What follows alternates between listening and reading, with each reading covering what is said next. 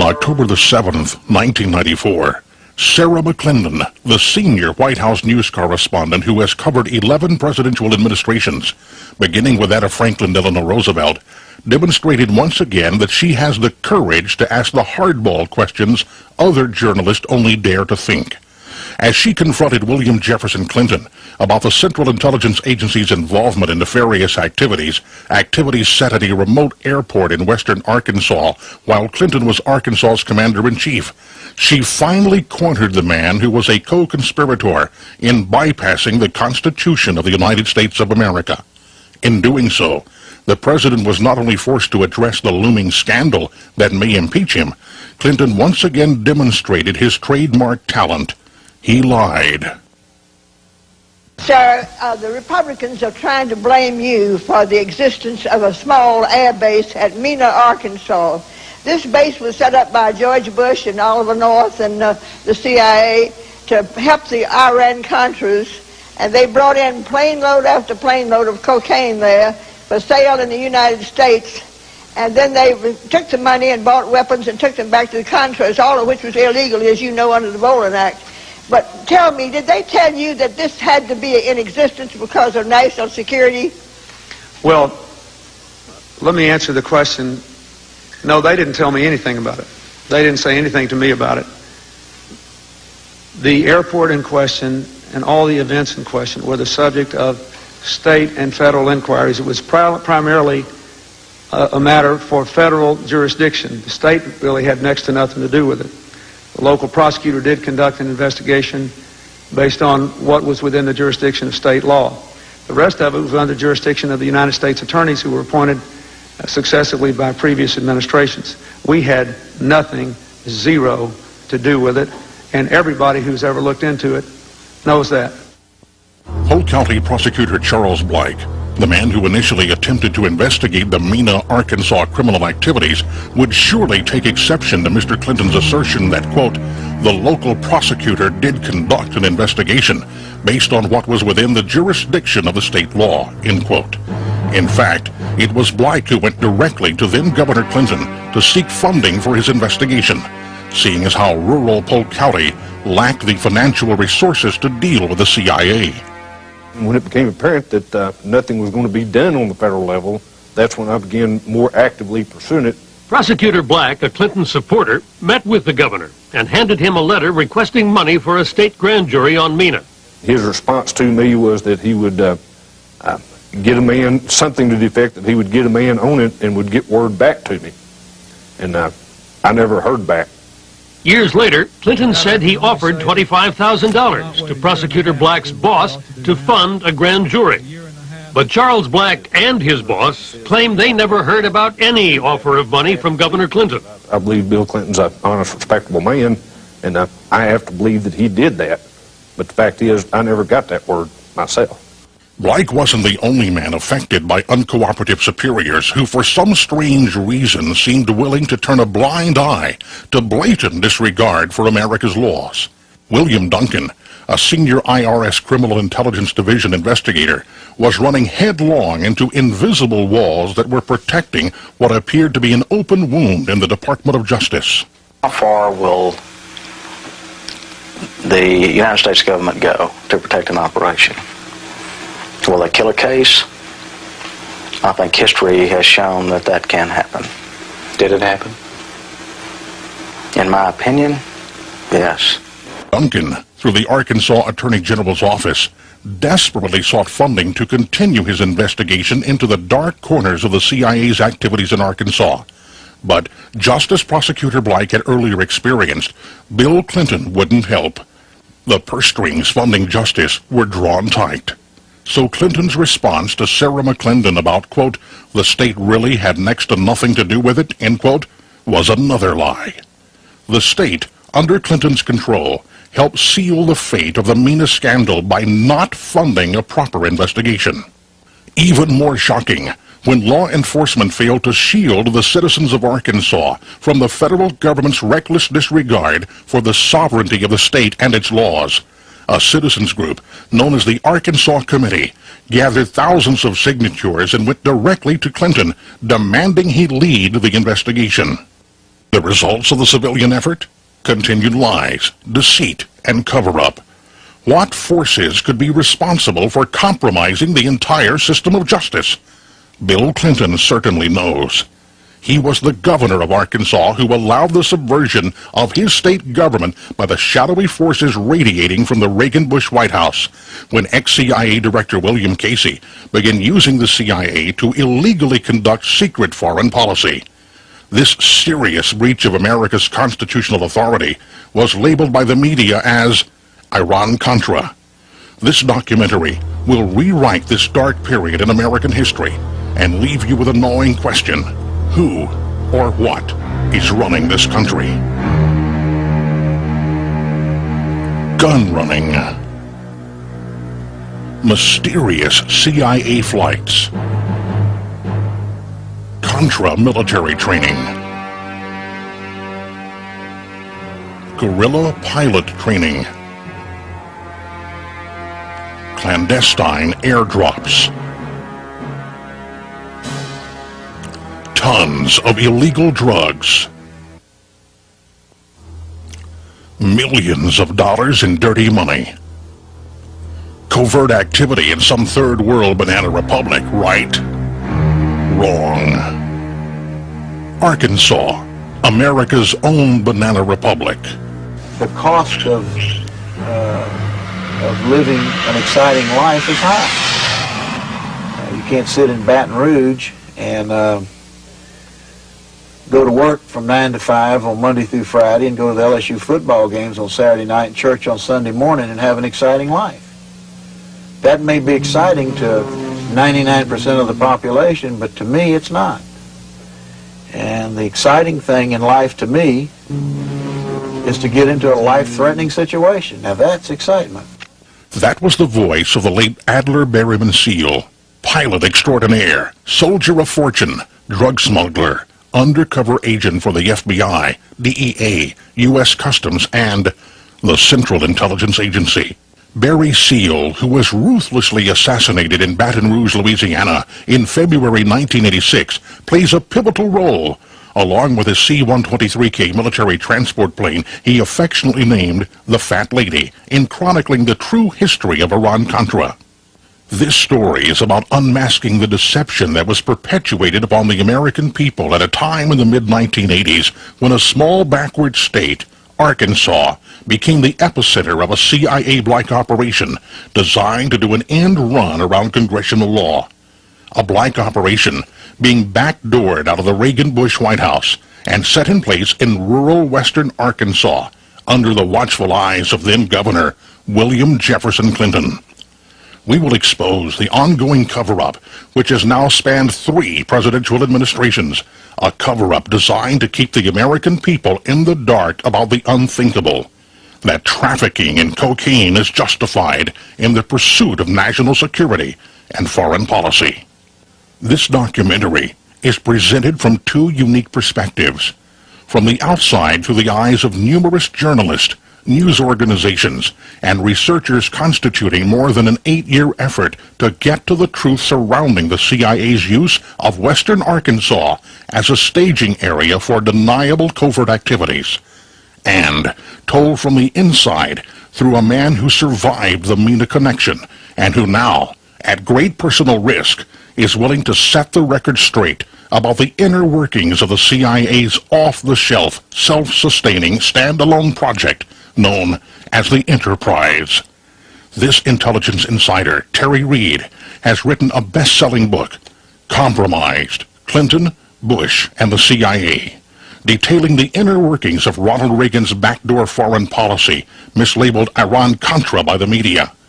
Terry will join us later in this documentary to lead us through this maze of deceit that was the brainchild of George Herbert Walker Bush, and which compromised Bill Clinton. So what were Barry Seal's CIA-assigned tasks at Mena?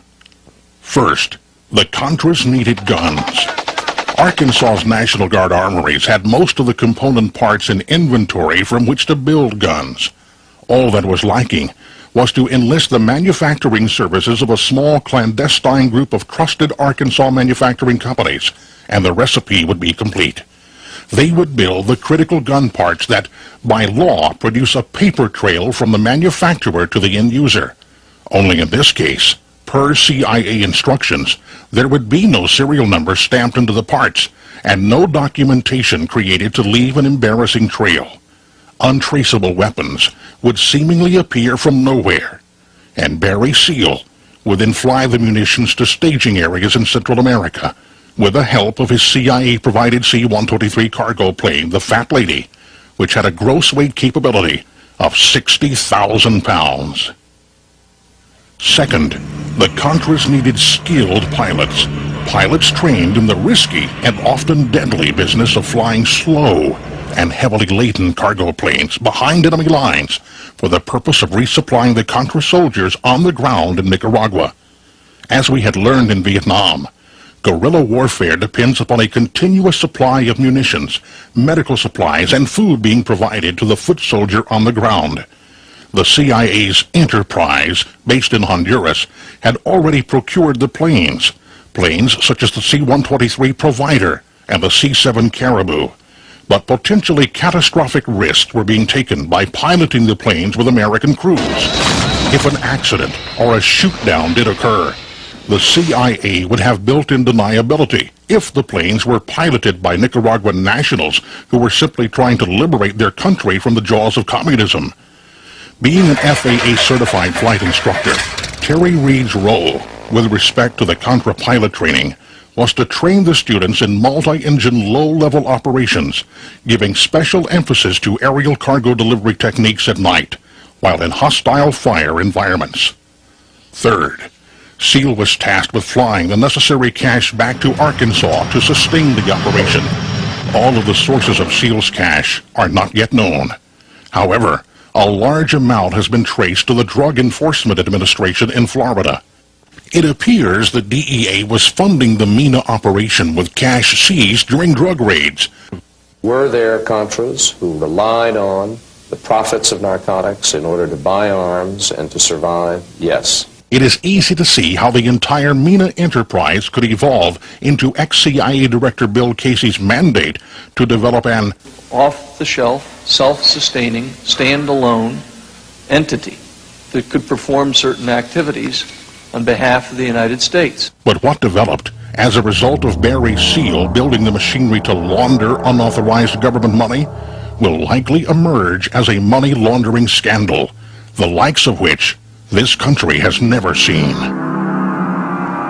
Back in the summer of 1987, a young television journalist named Teresa Dickey was covering western Arkansas for Channel 5 out of Fort Smith, a city located 100 miles north of Mena. Well, Miss Dickey had discovered something very strange indeed was or had been going on in and around the Mena airport. Years earlier, the townspeople of Mena had welcomed with open arms and much fanfare the arrival of huge military C-130 aircraft. This was perceived as a boom for the rural Mena economy.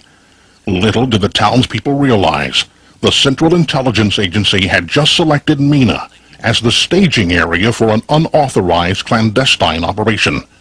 Initially, Dickey thought that perhaps she was witnessing the results of then-Governor Bill Clinton's aggressive industry recruitment program, a recruitment program designed to drag Arkansas beyond its hillbilly, corncob pipe, and moonshine image by luring out-of-state businesses into Arkansas through promises of state-backed low-interest loans, nearly free land and buildings, coupled with huge tax incentives. Jobs for Arkansans was the young governor's pledge, and Dickey, at first, thought maybe Clinton's plan was working.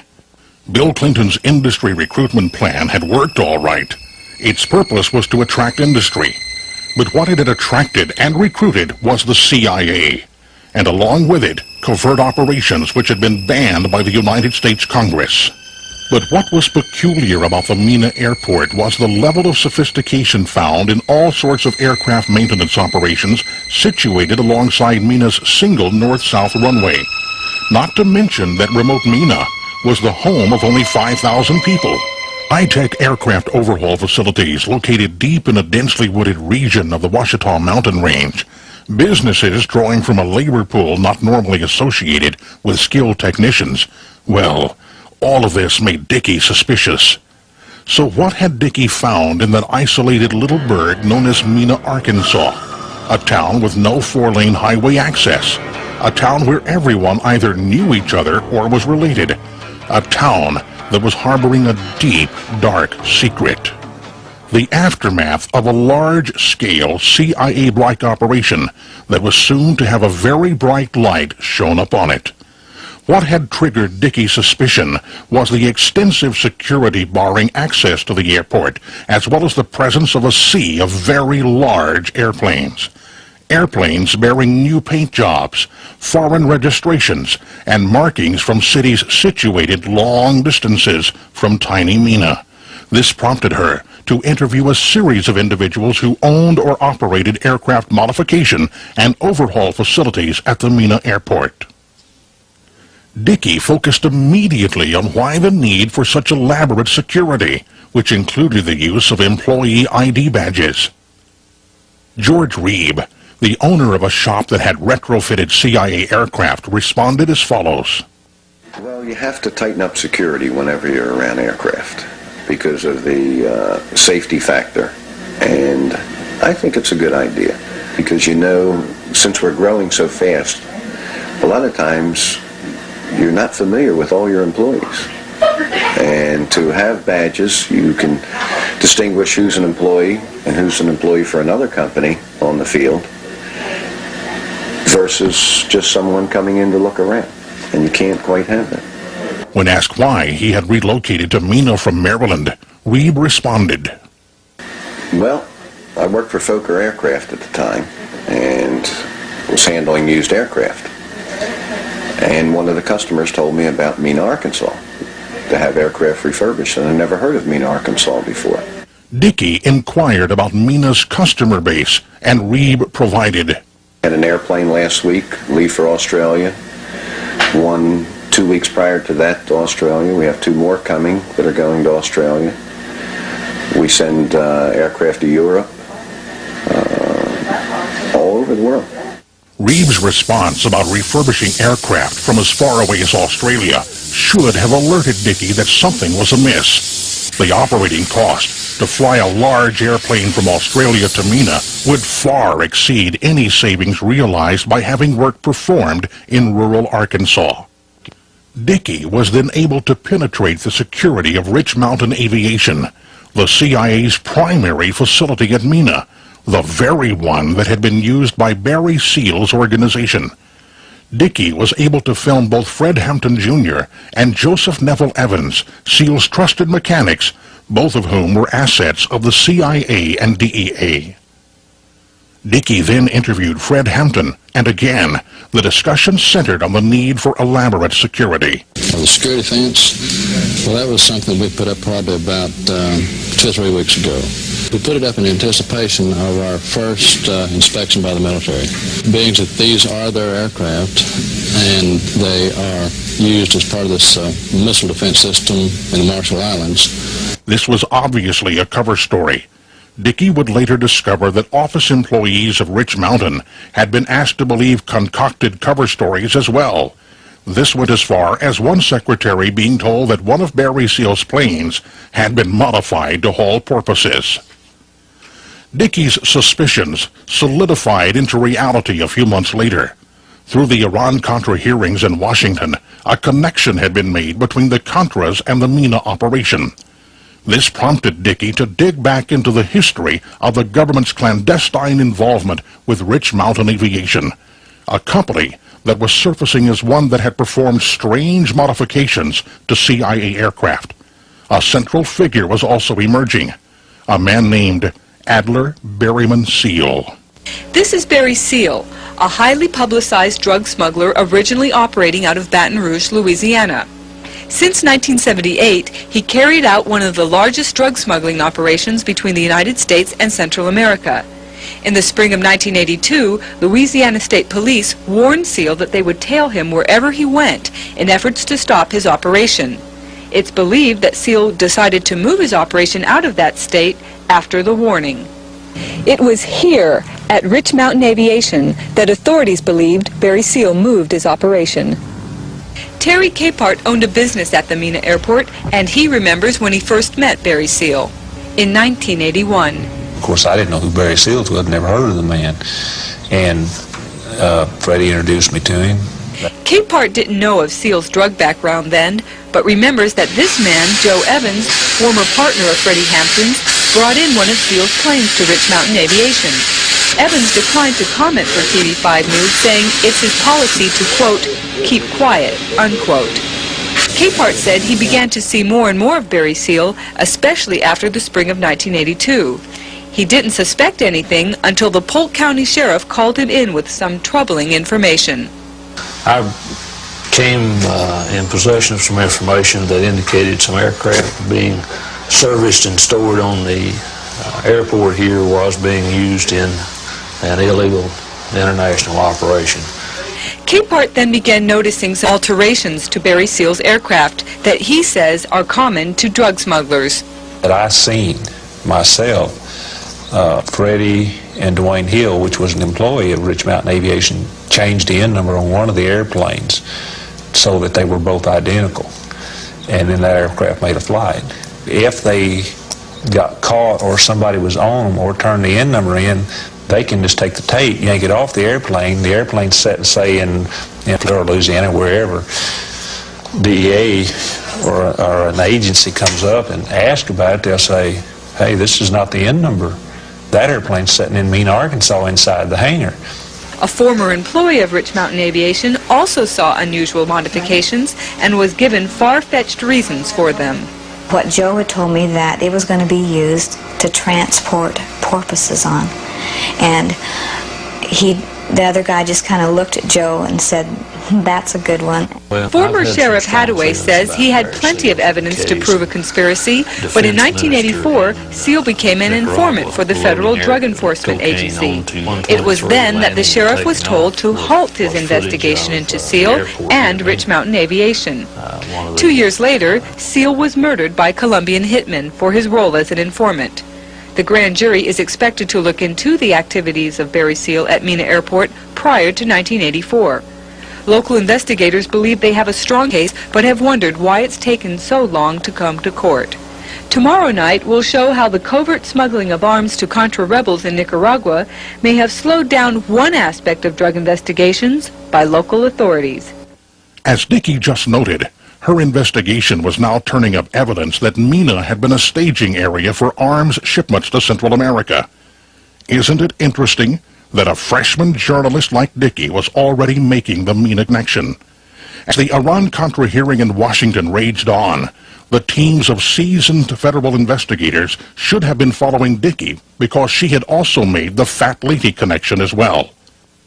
To smuggle arms to Nicaragua from the Mena airport required not only a skilled pilot like Barry Seal, but also a large military transport plane.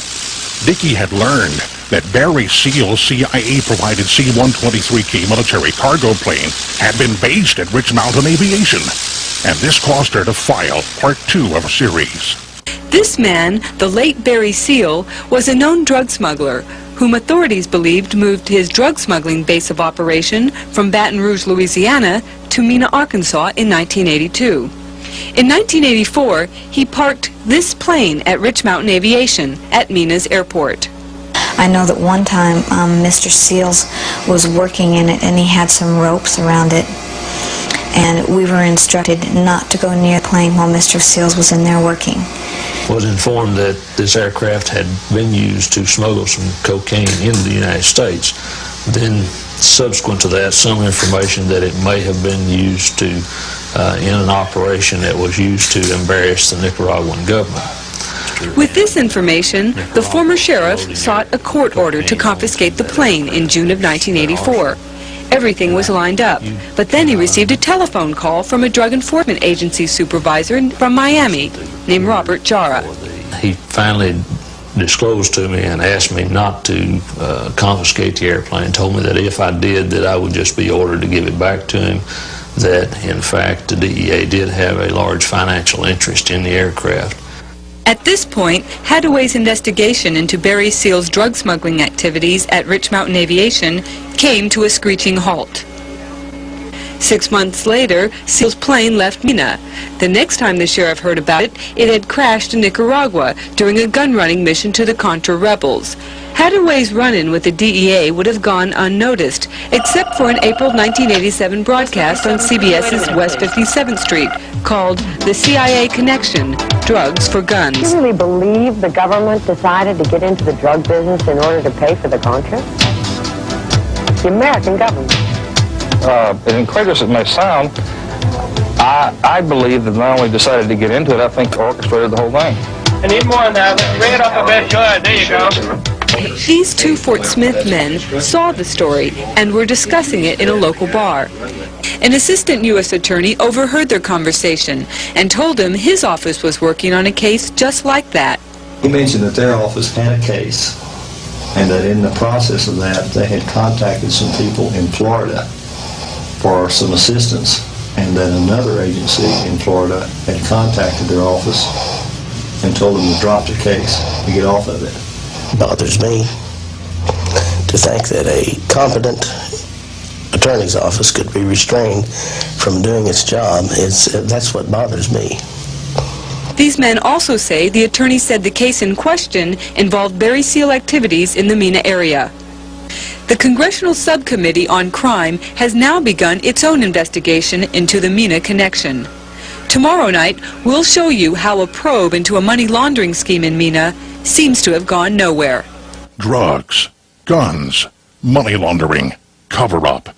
The CIA's Mena connection appeared to be reaching critical mass. A federal grand jury was preparing to expose the whole seedy affair. Dickey was following a trail she probably thought would lead to a Pulitzer Prize in investigative journalism. Here she was in rural western Arkansas, covering a federal grand jury proceeding that was destined to prove that the CIA had not only violated congressional law by shipping arms to the Contras, but had also allowed their Black Operations aircraft to transport cocaine into the United States. The issue of a drug smuggling conspiracy revolves around this convicted drug smuggler, the late Barry Seal. Former SEAL pilots spoke at a grand jury this week about whether their former boss had moved his operation from Baton Rouge, Louisiana, to Rich Mountain Aviation in Mena, Arkansas. One pilot who testified told TV5 News Rich Mountain Aviation was simply used by Barry Seal, and Seal didn't involve the company in his drug smuggling activities. But a couple years ago, other witnesses testified at a grand jury about another possible aspect of this conspiracy, money laundering. And nothing happened. Catherine Gann used to work as a secretary for Freddie Hampton of Rich Mountain Aviation. She says she handled lots of cash for her boss, but sometimes in an extraordinary manner. I was told to deposit the large amounts of cash in amounts of less than $10,000.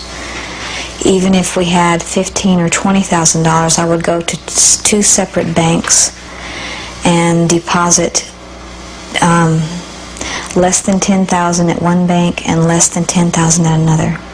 What she's talking about is money laundering, or structuring deposits to avoid filling out one of these Internal Revenue Service forms called a currency transaction report. I asked Fred Hampton why he wanted me to deposit it this way, and he said, IRS won't get this, we won't have to pay taxes on it. Union Bank of Mena is one of the banks that Kathy Gann was told to deposit large amounts of cash. One Union Bank employee told TV5 News that on one occasion, a former bank official divided the cash for Rich Mountain Aviation and personally went to different tellers and had each of them deposit $10,000 into the Rich Mountain Aviation account. Catherine Gann gave testimony to an IRS agent about the illegal practice, but found that when she appeared before a grand jury, it asked no questions about the money laundering. When I left there, I was wondering, as I walked down the hall, I wondered, well, why did they bring me up here? In the meantime, the fact that she gave testimony has caused her to live in fear. I kept waiting and waiting to hear from somebody, and I was scared all this time. I didn't know what was going to happen to me. And, you know, I knew that his truck had been outside my house. I was scared for my girls. People close to this issue wonder why such a cut-and-dried case failed to produce indictments. The former Polk County Sheriff has lost faith in the process of justice. Really have do do not have a great deal of confidence in the function of the federal criminal justice system at this time. But even if this grand jury fails to produce any indictments, other law enforcement officials say they will continue their separate investigations. In Mena, I'm Teresa Dickey reporting for the News People. You're probably wondering, how many indictments did the Fort Smith grand jury hand up? Answer, none. But Dickey noted that several other law enforcement officials were committed to continuing their investigations into the Mena connection if the grand jury bore no fruit. And investigate they did. In fact, their efforts triggered the interest of out-of-state media. Mena is a town of patriots and pickups, a town of 5,000 in the mountains of western Arkansas, a place that would seem as far away from American foreign policy as a place could get, and yet one little airport on the southern edge of town is managing to raise questions that extend far beyond the city limits. 1,000 miles away from Mena, here in Washington, there are investigators for both the House and the Senate who would like to know what's going on at that little airport in western Arkansas. As Oliver North's public battle over government secrets and the illegal supply of weapons to the Nicaraguan Contras is waged in Washington, congressional investigators in recent months have tried to learn if Mena, Arkansas was an illegal staging area for shipping guns to the U.S.-backed Contra rebels. This is a strange story. The facts already known are bizarre enough. What Unit 5 has been able to learn makes this story stranger still. It all begins in 1982, when this man, Adler Berriman Seal, showed up in Mena, Arkansas. My top load paid me $1.5 million for a single trip. Barry Seal was a drug smuggler, an extraordinary multi-million-dollar-a-year drug smuggler, who with the help of several associates kept and serviced his drug planes in a hangar at the Mena airport. Those planes, according to investigators, were illegally modified with extra fuel tanks and instruments in order to fly long-distance drug missions to Central and South America. Barry Seal paid his associates for those modifications with tens of thousands of dollars in cash. Money which, according to investigators, was illegally laundered by Seal's associates at banks in Mena. Yeah, I'm pleading guilty. But when Barry Seal was finally caught in 1984, investigators for the FBI, the IRS, and other agencies of law enforcement were told little or nothing about a special deal he had made with the Federal Drug Task Force headed by then Vice President George Bush. The deal? The government kept Barry Seal out of jail, and in exchange, Seal became a drug informant and helped put in jail some of his own associates in the international drug trade. But that wasn't all that Barry Seal did. Russell Welch, criminal investigator for the Arkansas State Police. Did Barry Seal ever say to you, "I work for the CIA"? He said he had worked for the CIA. Unit 5 has learned in the early 1980s, even before his arrest, Seal had bought one of his planes from a CIA front, Air America. The plane was used by Seal for drug smuggling, and the CIA company was paid in the traditional drug dealer fashion of $300,000 in cash. According to this confidential FBI teletype obtained by Unit 5, one of Seal's associates said he was maintaining Seal's aircraft at the Mena airport for the CIA. So what was Barry Seal actually doing? One federal agent, under very strict confidence, told me that it was assumed within his agency Barry Seal was carrying guns to Central America in exchange, was bringing drugs back on a free ride. Russell Welch of the Arkansas State Police was one of dozens of investigators who for years had been tracking Barry Seal and his associates. As these documents obtained by Unit 5 indicate, the FBI, the IRS, Customs, and the Attorney General of Louisiana formed just a partial list of those who wanted some answers. They didn't get them. Internal FBI documents indicate investigators were told not to look into any of Seal's activities that occurred before his 1984 plea agreement. So, blocked from seeking indictments against Seal, investigators sought indictments against Seal's associates at the Mena airport for allegedly aiding in the drug smuggling and for alleged IRS violations. So far, no indictments have been produced. At the end of this year, the statute of limitations will run out on those alleged crimes. As for Barry Seal, time ran out in 1986 when he was assassinated in Louisiana by Colombian drug dealers. Some of Seal's secrets died with him, But some of those secrets today remain guarded by the National Security Council, the agency for which Oliver North worked. The NSC has blocked a recent congressional request to examine the relationship of drug smuggling to American foreign policy in Central America. As a citizen, America didn't get its day in court. Chicago journalist Carol Moran unearthed a whole new facet of the Mena operation. As her investigation continued, she connected the dots from Mena to Washington and discovered that a major portion of Oliver North's Contra assistance program took place in a wooded, mountainous region north of the Mena airport. Watch part 2 of Moran's special. Angola, where the United States has supported rebels against the Marxist government. South Africa, where the United States has walked a tightrope between the minority white government and the majority black population. Central America, where the United States has tried to overthrow the leftist government of Nicaragua and prop up the centrist government of El Salvador. 3 critical areas for U.S. foreign policy that seem very distant from the concerns of a small community in western Arkansas, but maybe not. Mena, Arkansas is a small town in the mountains along the Arkansas-Oklahoma border. It has no interstate highway. It takes some effort to get here. But some people, some very interesting people in recent years apparently made that effort.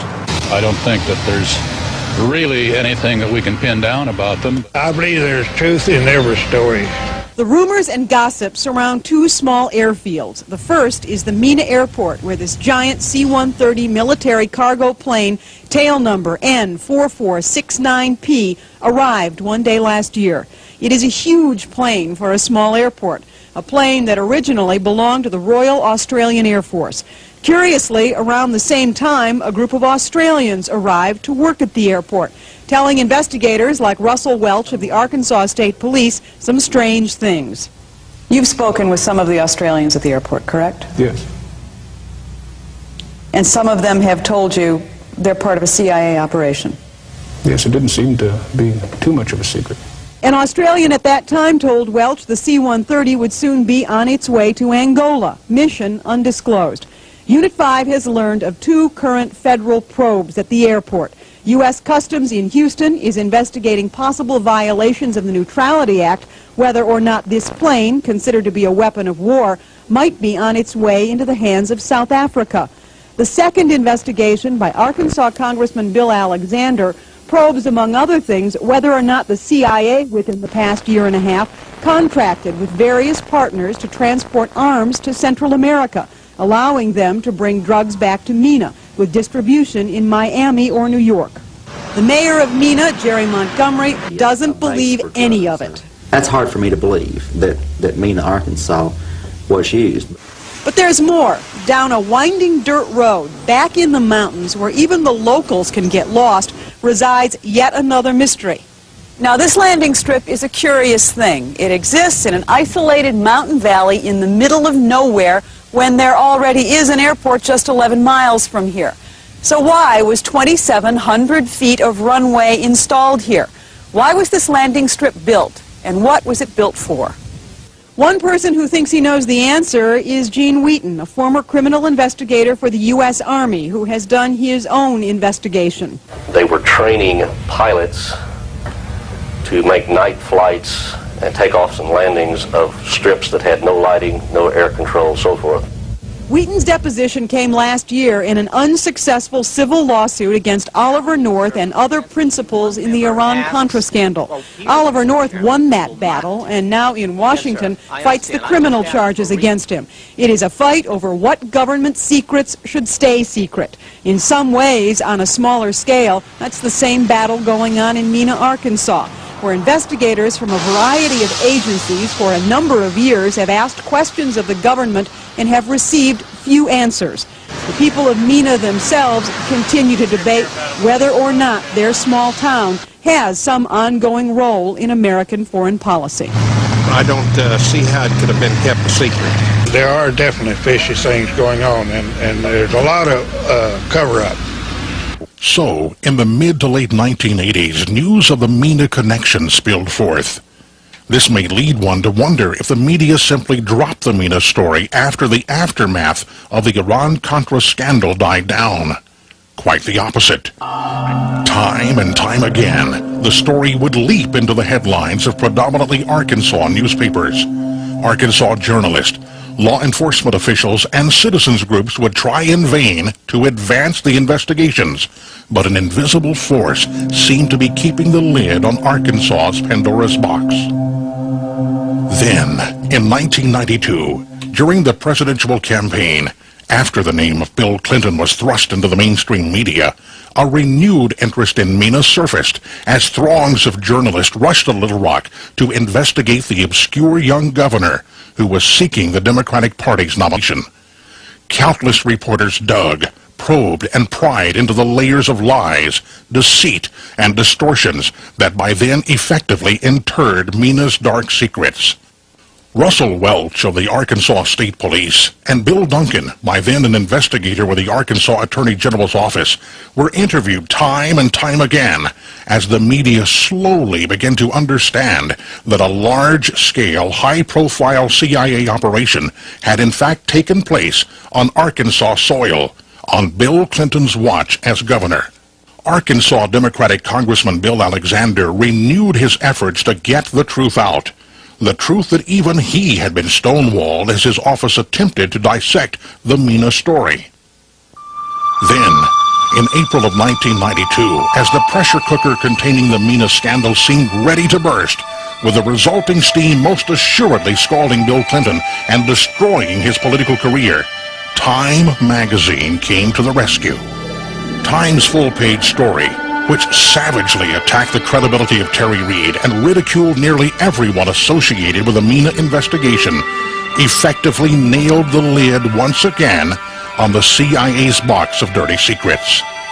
What the Time article failed to tell the reader, however, was Time's investigative journalist Richard Behar, who wrote the story Anatomy of a Smear, was actually in Arkansas helping to undermine the investigative efforts of other credible journalists.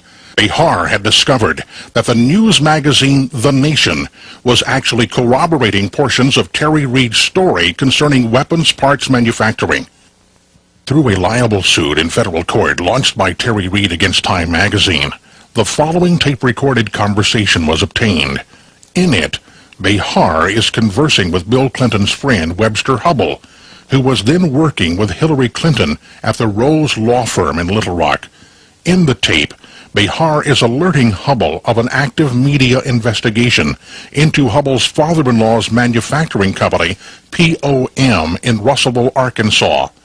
Behar is warning Hubbell that his brother-in-law, Skeeter Ward, is divulging classified information to the magazine The Nation.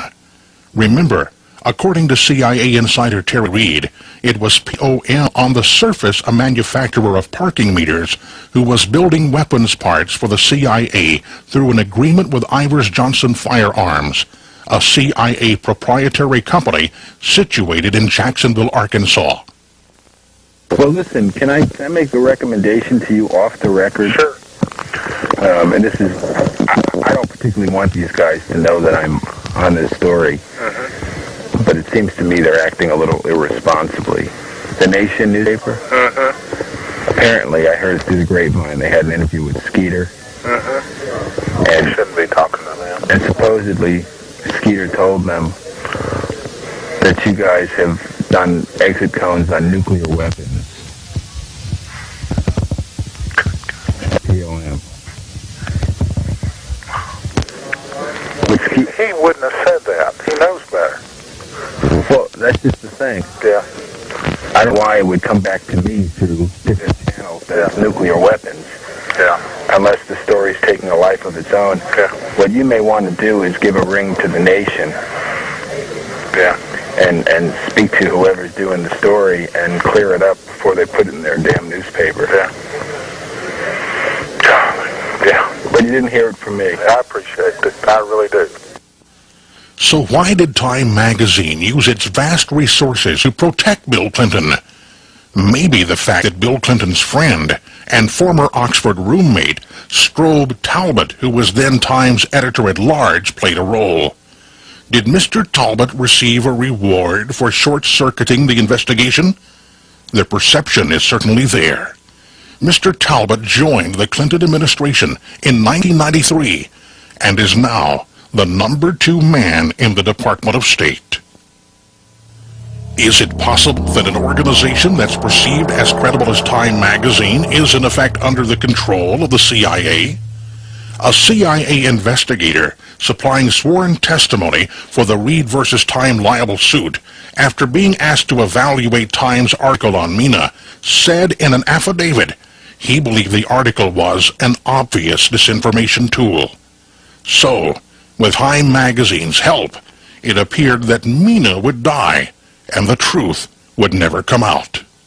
But the government had underestimated the determination of Terry Reed. Terry and his wife Janice were seeking complete vindication in federal court in Little Rock as a result of being the victims of a manufactured crime. Although silent and gagged within the federal court system for nearly 2.5 years, the Reeds emerged victorious. Terry was acquitted of all charges by a federal judge in Wichita, Kansas, charges involving the theft of an airplane, and Janice's case was eventually dropped. But they both wanted to see those who had needlessly ensnared them in the manufactured crime brought to justice. The Reeds and their attorneys saw this blatant misuse of the criminal justice system being used solely as a way to destroy their credibility, thus insulating important politicians from Mena scandal. The Reeds had filed a civil rights lawsuit in July 1991 against Bill Clinton's chief of security, Arkansas State Police Captain Raymond Buddy Young. It was quite obvious from the court record that Young, working in concert with others, had helped to orchestrate the wrongful criminal indictment brought against them. Terry knew that properly trying the civil rights case would require reopening the entire Mena story. Power brokers of both political parties were desperate to ensure this didn't happen. As the Reed case simmered in a court file in Little Rock, the media was beginning to probe into the financial dealings of Bill and Hillary Clinton and their friends.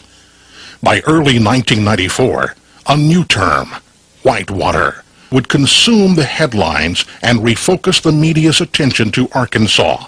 And this time, reporters would attempt to better explain Bill Clinton's meteoric rise to power.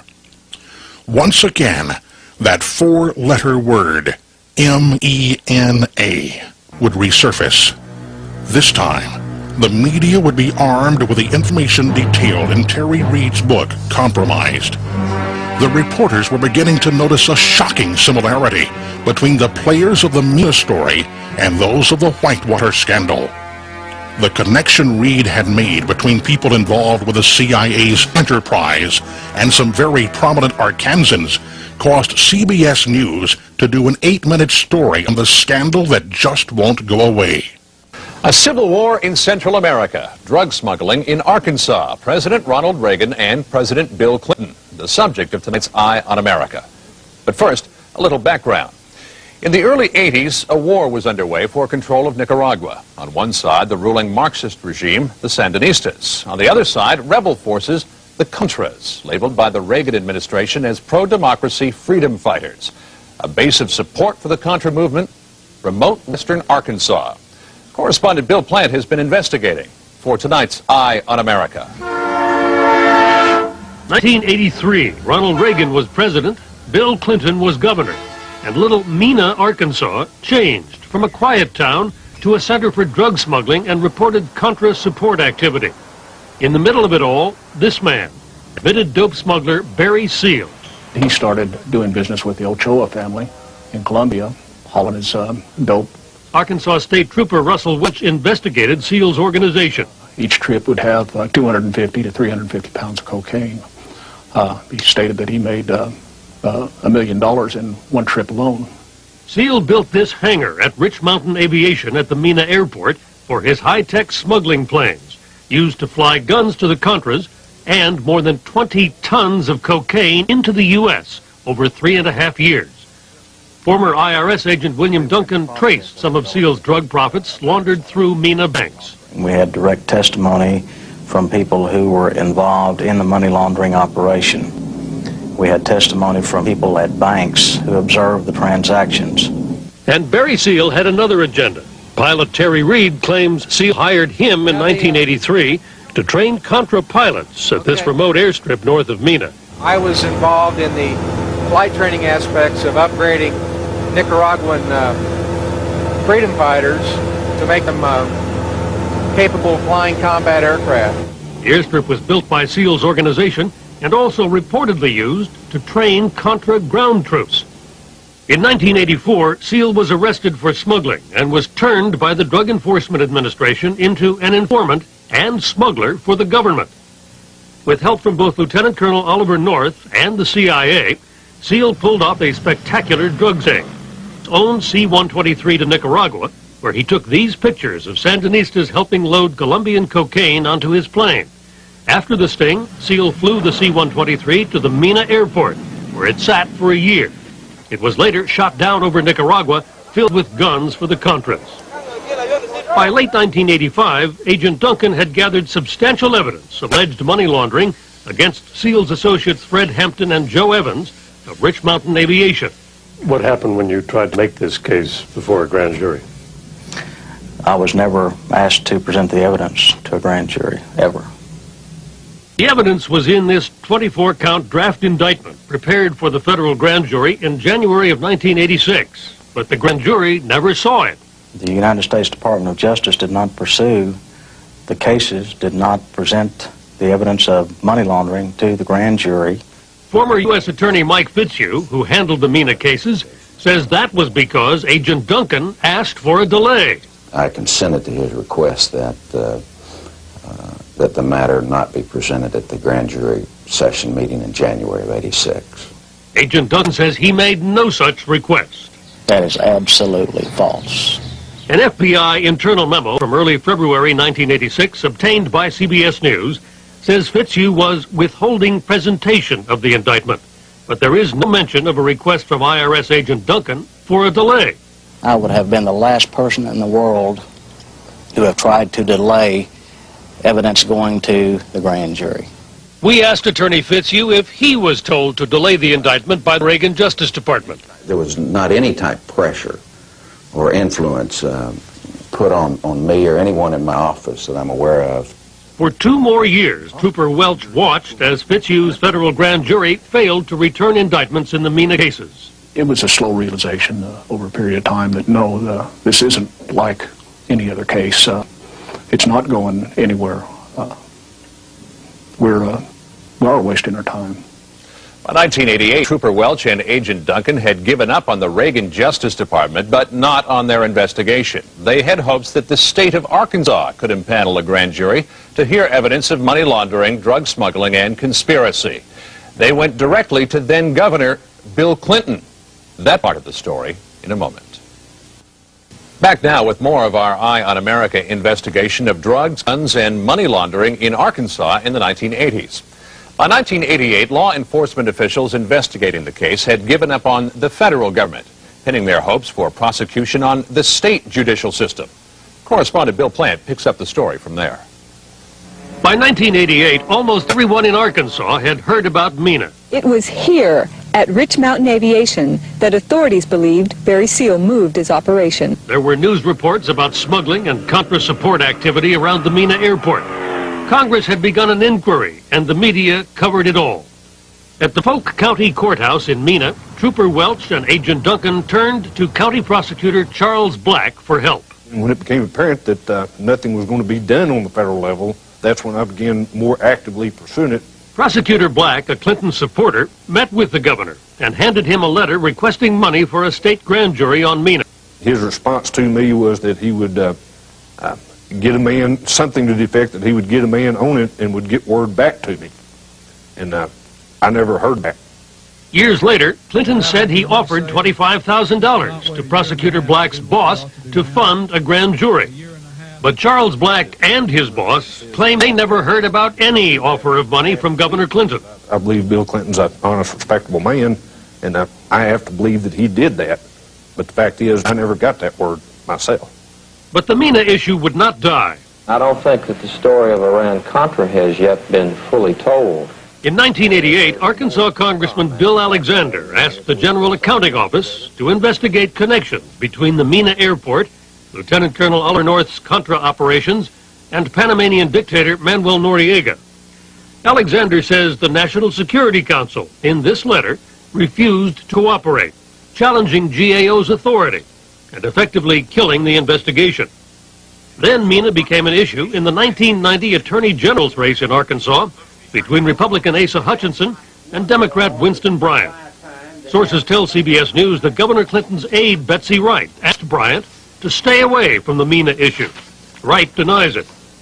In 1991, Congressman Alexander got the Arkansas State Police a federal grant to reopen the Mena investigation. Sources tell CBS News that Governor Clinton's staff was involved in the discussions about what to do with that grant.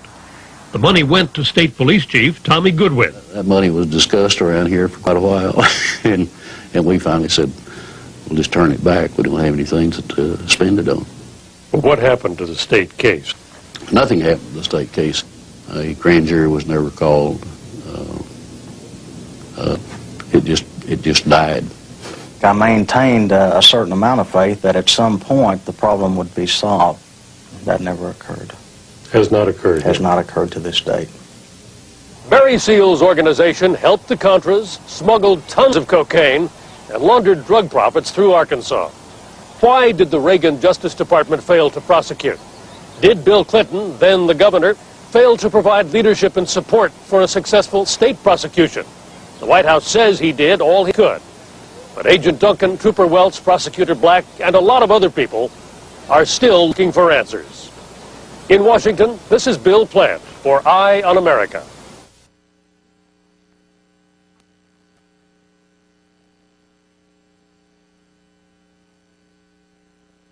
Why the Arkansas grand jury was not successful in bringing forth indictments, and why the media was unsuccessful in detailing the inner workings of the CIA's operations, requires the insight and comments of Terry Reed. Now, come meet a spy, a man who lived this sordid story alongside Barry Seal, a man who has now severed his relationship with the intelligence community in order to expose this cover-up. Hello there, I'm Terry Reed. Let me tell you a little about myself. I'm a family man, businessman, and Vietnam veteran whose life got a little off course as the result of the so-called Iran-Contra affair. But just to set the record straight, I'm not a drug trafficker, and I've never knowingly associated with anyone who is. I was, however, recruited and freely enlisted in the so-called enterprise for the purpose of assisting the Contras. I did so purely for patriotic reasons, although others I worked with obviously had selfish agendas. Be that as it may, I have no regrets in helping to rid Nicaragua of the communist-backed Sandinista regime. I would do it all again.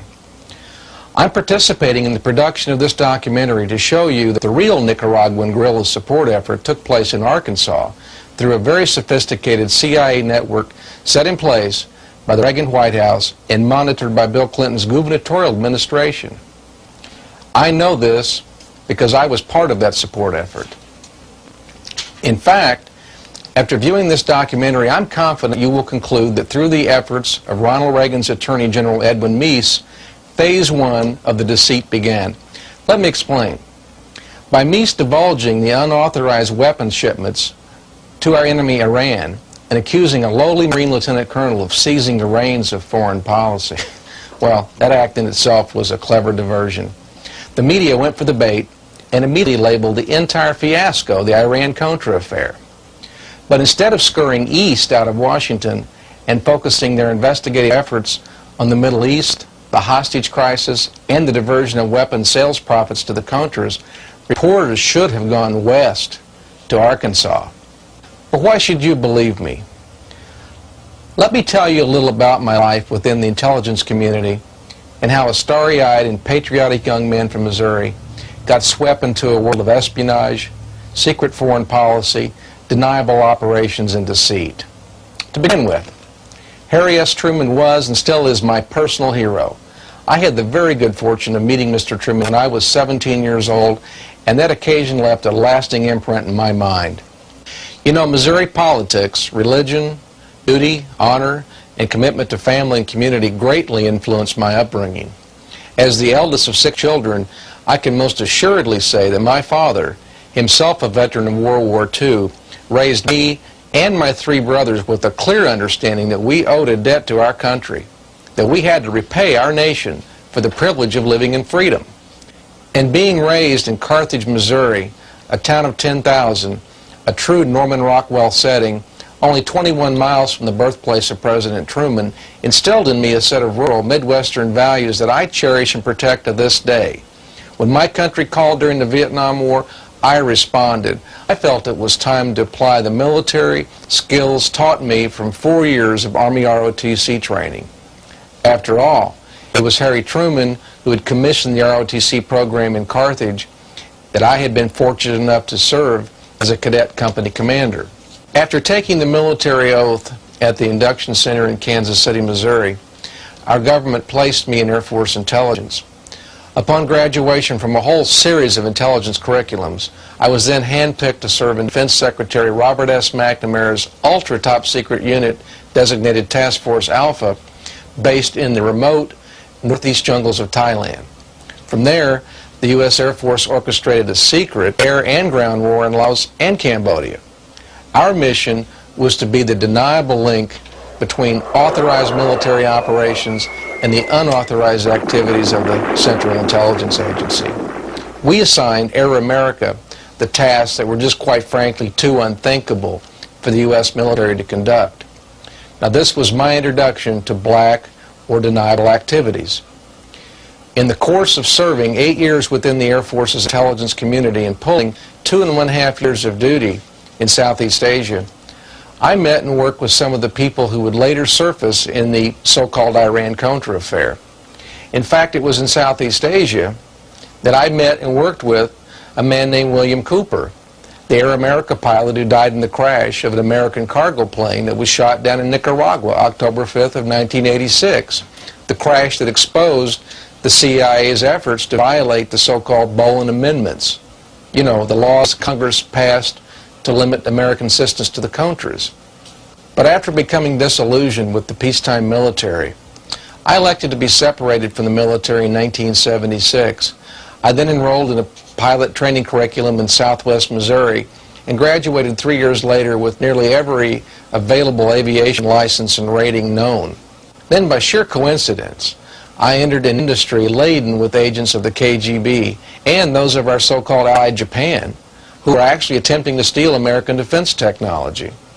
So it was in Oklahoma City in 1980, while working as executive vice president of a high-technology trading company, that I was recruited by the FBI's counterintelligence division to monitor and help disrupt the efforts of agents of the Kremlin who had penetrated the American machine tool industry. These activities and adventures, I might add, required me to travel behind the Iron Curtain, not only to sow some seeds of deceit, but to pirate some Soviet technology as well. Now, where I feel this story gets interesting is later, while working under deep cover on the now famous Toshiba case, the one involving the theft and sale of American nuclear submarine technology to the KGB by Japan's Toshiba machine tool company. It was then that I was put into play with an agent of the CIA who carried the code name of John Cathy. Now, this took place in Oklahoma City in early 1982. And Agent John Cathy's real name is Oliver Lawrence North, the same Marine Lieutenant Colonel later accused of taking over the Department of State by Ronald Reagan's administration. As North and I worked together, we shared memories of not only our combat experiences in Southeast Asia, but rehashed our mutual disdain for Congress as well. The same Congress that had put us as young soldiers in harm's way and then sat back and debated the morality of it all. But North also shared with me what he referred to as a secret Reagan plan to destroy the USSR. He continuously referred to Russia in our conversations as a failed colonial power, that the timing was right to incite revolution within the Russian colonies. It was through these efforts, North confided, that the CIA felt Russia collapse economically.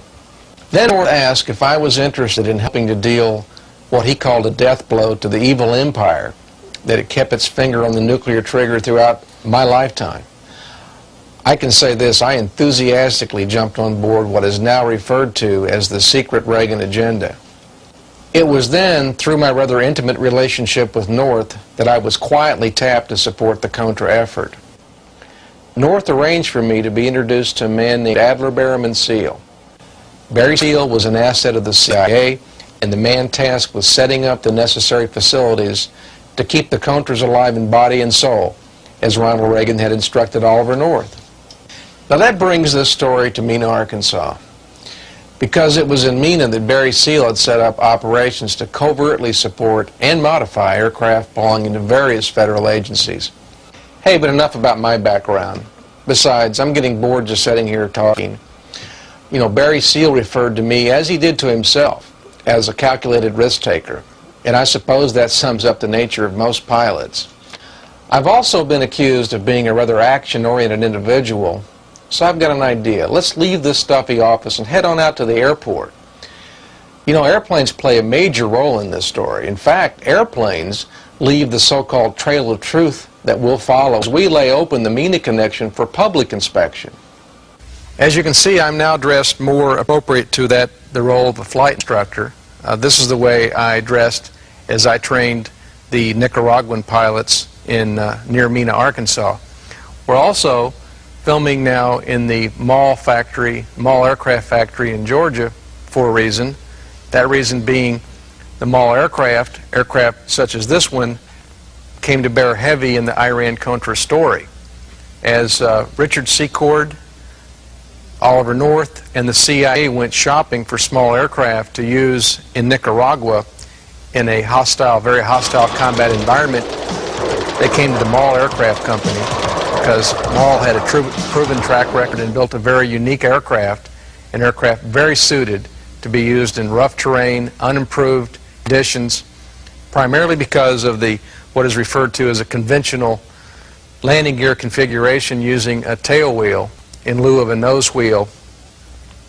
The Mall aircraft, in addition to being a high-performance STOL, or short takeoff and landing airplane, afforded the capability of delivering the necessary supplies and munitions to the guerrilla war action in Nicaragua as the Contras fought the Sandinista soldiers. My role in all of this, of course, was to use my flight instructor credentials and expertise, pass along my aviation skills to approximately 24 Nicaraguan nationals so that they could, in fact, liberate their own country, so that they could go back and replace the CIA's efforts to keep the Contras alive, body and soul, as Ronald Reagan said, to keep the Contras in the field, supplied with munitions, regardless of what Congress, the American Congress, said. I'm not here to debate the rightness or wrongness of our efforts. In this documentary, I simply want to convince you, the viewer, that this went on and that this aircraft had a very instrumental role in all of that. In my book, Compromised, Clinton, Bush, and the CIA, I refer to a time in 1984 in which a friend of mine, William Cooper, a pilot that I'd known from Thailand, an Air America pilot, flew an aircraft very similar to this aircraft into the North Little Rock Airport. He was flying that day with another Arkansan pilot, a man named Buzz Sawyer. Buzz Sawyer was from Magnolia, Arkansas, and Buzz had a distinguished career in aviation. His roots also went back to that of Air America, Thailand, the CIA, the place where a lot of us young, patriotic people from the Midwest cut our teeth in these deep, dark secrets that are still secrets for the most part of what actually went on in Southeast Asia.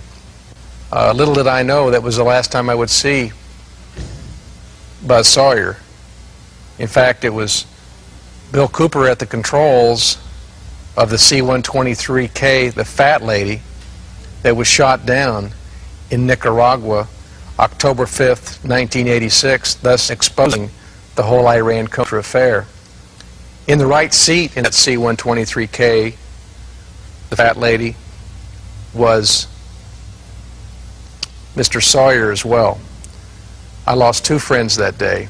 I tell you this story now because I think it's important for the American people to understand what we did in and around Mena, Arkansas, and why I chose to cross that line and get involved in a very deep black operation in and around Mena, an operation that neither the Democratic Party nor the Republicans want to accept ever happened.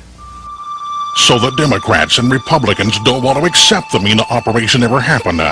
That's the problem. A lot of important people who have a lot to lose would like to convince you that Mena never happened. But it did happen. And one very large, undeniable piece of evidence Mena was CIA-backed is the airplane the government provided Barry Seal so he could fly tons of munitions from Arkansas to Central America. That airplane, the Fairchild C-123, nicknamed the Fat Lady, connects dots between the CIA's Air America and Southeast Asia, Mena, Arkansas, the CIA's proprietary airline in Miami, Florida named Southern Air Transport, and the Iran-Contra affair, the so-called Hasifa shootdown. That was the day Barry Seal's Fat Lady crashed in Nicaragua, and the Reagan-Bush administration could no longer deny they were bypassing the law of Congress and the will of the American people. Let's go back to the airport. Terry would like to show you an airplane similar to an old friend of his. He called her the Fat Lady, and it's time for her to sing. And what a story she has to tell. The real story of Iran-Contra, the one more appropriately entitled Iran-Contra affair through the so-called Hasifa shootdown. That was the day Barry Seal's Fat Lady crashed in Nicaragua, and the Reagan-Bush administration could no longer deny they were bypassing the law of Congress and the will of the American people. Let's go back to the airport. Terry would like to show you an airplane similar to an old friend of his. He called her the Fat Lady, and it's time for her to sing. And what a story she has to tell. The real story of Iran-Contra, the one more appropriately entitled The Mena Connection. Barry Seal was provided a provider, very appropriately, a C-123K that had been stored in an Air Force museum at Wright-Patterson Air Force Base, Ohio. That aircraft, the C-123K that Barry Seal affectionately nicknamed the Fat Lady, becomes the common thread that sews together several black operations in a fairly dark period of American history in the mid-1980s. You see, I was at Mena, Arkansas the day Barry Seal first flew in his C-123K, the Fat Lady. The C-123K was a very instrumental aircraft in that it had the payload capability to fly munitions from Arkansas to staging areas in Central America, primarily Honduras and El Salvador. The interesting part of the story is these were weapons that were drawn from National Guard armories in Arkansas at a time in which Bill Clinton was Commander-in-Chief of the Arkansas National Guard. Some of these weapons were then mated with secret component parts that were being built by CIA contractors in Arkansas, component parts that would, in effect, bear no serial numbers, component parts that would become untraceable. Little did we all know that a C-123K, such as this one, would be shot down by a Soviet SA-7 handheld missile on October the 5th, 1986, and thereby shed a lot of unwanted light on a very secret operation.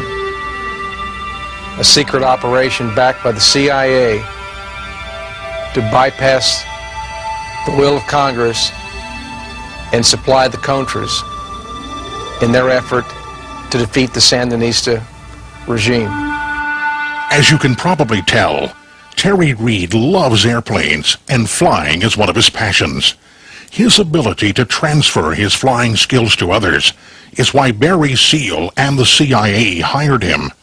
But Terry's story is much larger than just that of a flight instructor. He joined Oliver North's Mena operation with bona fide intelligence credentials provided by the United States Air Force. For this reason, Terry was entrusted to orbit with some pretty heavy hitters, coming from both sides of the equation, both government and civilian. Let's catch up with Terry and see if he will tell us the names of some of these heavy hitters in the Mena story. Terry, in your book Compromised, you talk about being sponsored into Bill Clinton's inner circle shortly after moving to Little Rock in 1983. That's right. You know, my background's manufacturing, and I'd moved to Arkansas and co-founded a business, an ultralight manufacturing firm, with a man named Seth Ward.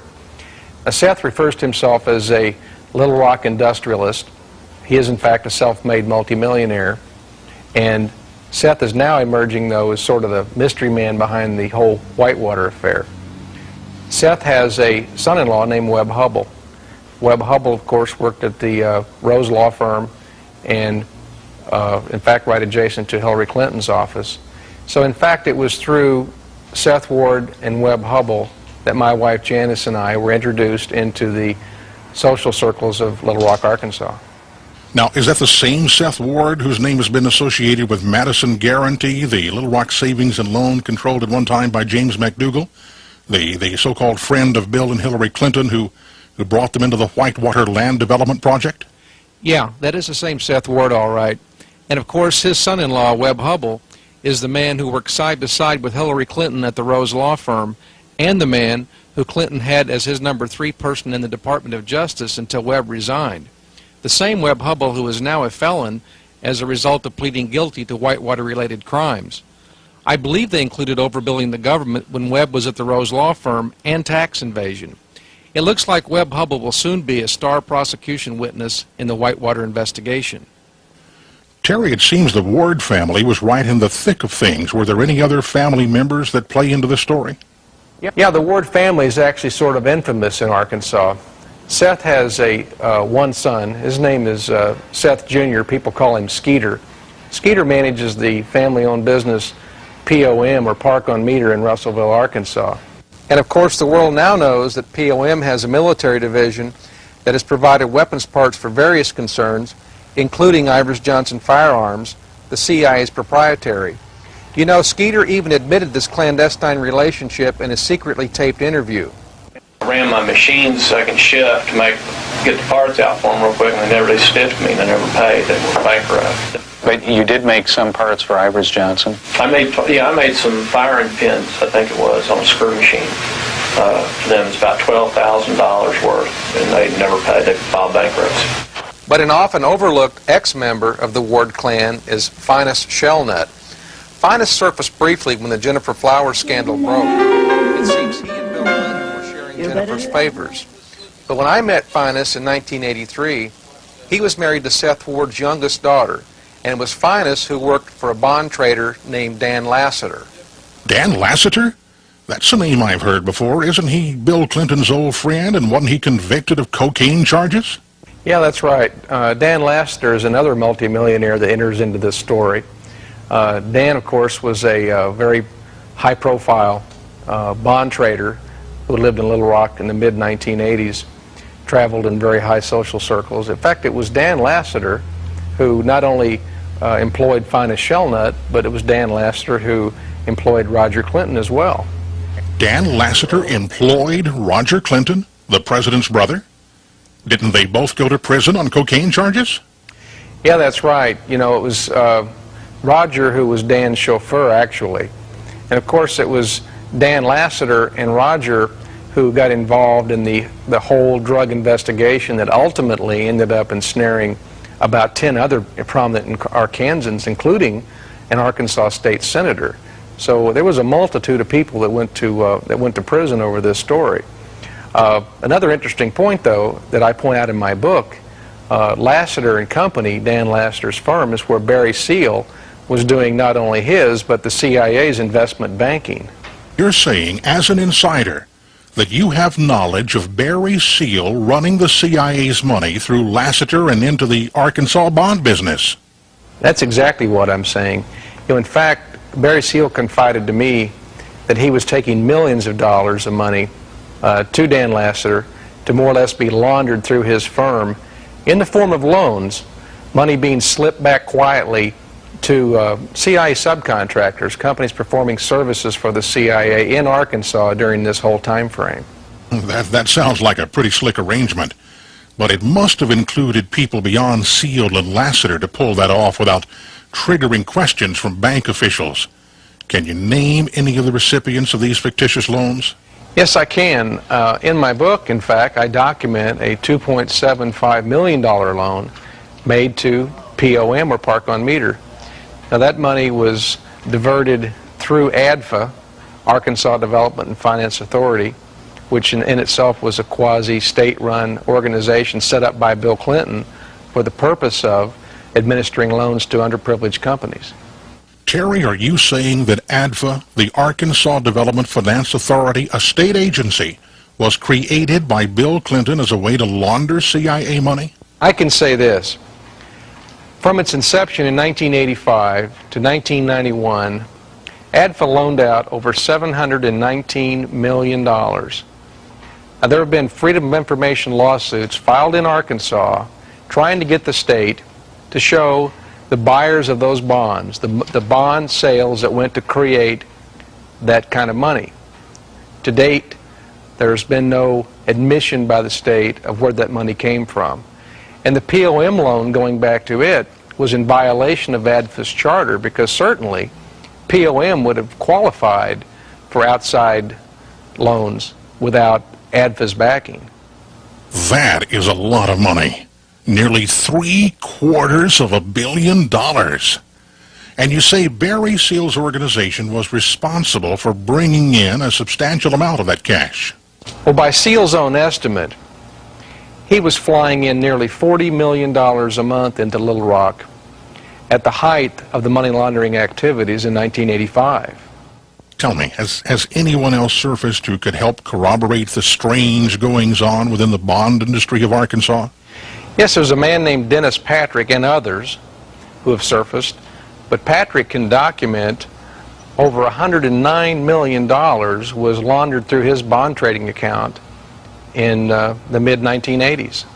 Where was Patrick doing his trading? At Dan Lassiter's. At the same time frame, Barry Seal was flying in the agency's money. $109 million. No wonder they call Arkansas the land of opportunity. But tell me, when was the Mena operation, as you knew it, when was it curtailed, and why did the CIA shut it down?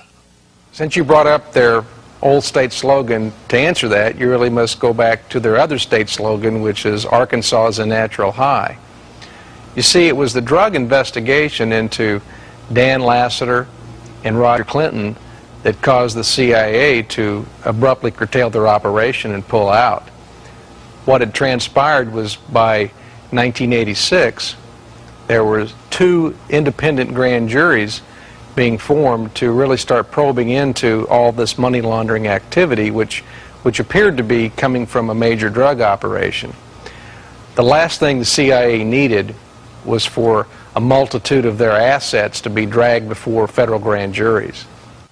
Terry, I recall in your book you talking of a high-level secret meeting taking place near Little Rock in early 1986. It included discussions of neutralizing the Justice Department's probe into Mena and Dan Lassiter's firm. Tell us about that meeting. Who attended, and why was the meeting called?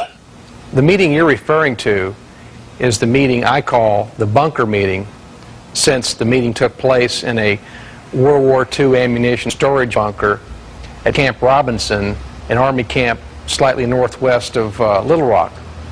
The meeting had been called actually as an operational transitional meeting to discuss the nuts and bolts of moving part of this operation to Mexico.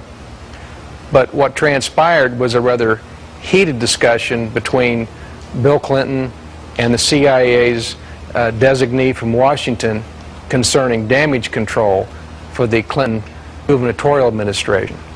Now let me get this straight. You're saying you can place Bill Clinton directly in the Iran-Contra loop? I certainly can, and you know, I almost wish I couldn't, because I feel a lot of my legal problems stem from the fact that Clinton thrust himself into that meeting, but basically exposing himself to all of us that were attending, and thus, in essence, compromising himself. Who did he compromise himself to? Well, certainly me. You know, I was asked to come in to cover the loose technical ends of my transfer to Guadalajara. The man who I was scheduled to have a one-on-one discussion with was a man who I knew as Max Gomez, who was going to be my new handler in Mexico. Beyond that, John Cathy, my old CIA handler from Oklahoma City, was there. Aki Sawahata, who was the local CIA resident case officer in Little Rock, he attended the meeting. And in addition to that, the person that was supposed to come in and represent the state's interests was a man named Bob Nash, who was the director of Arkansas Development and Finance Authority. Terry, I've read your book.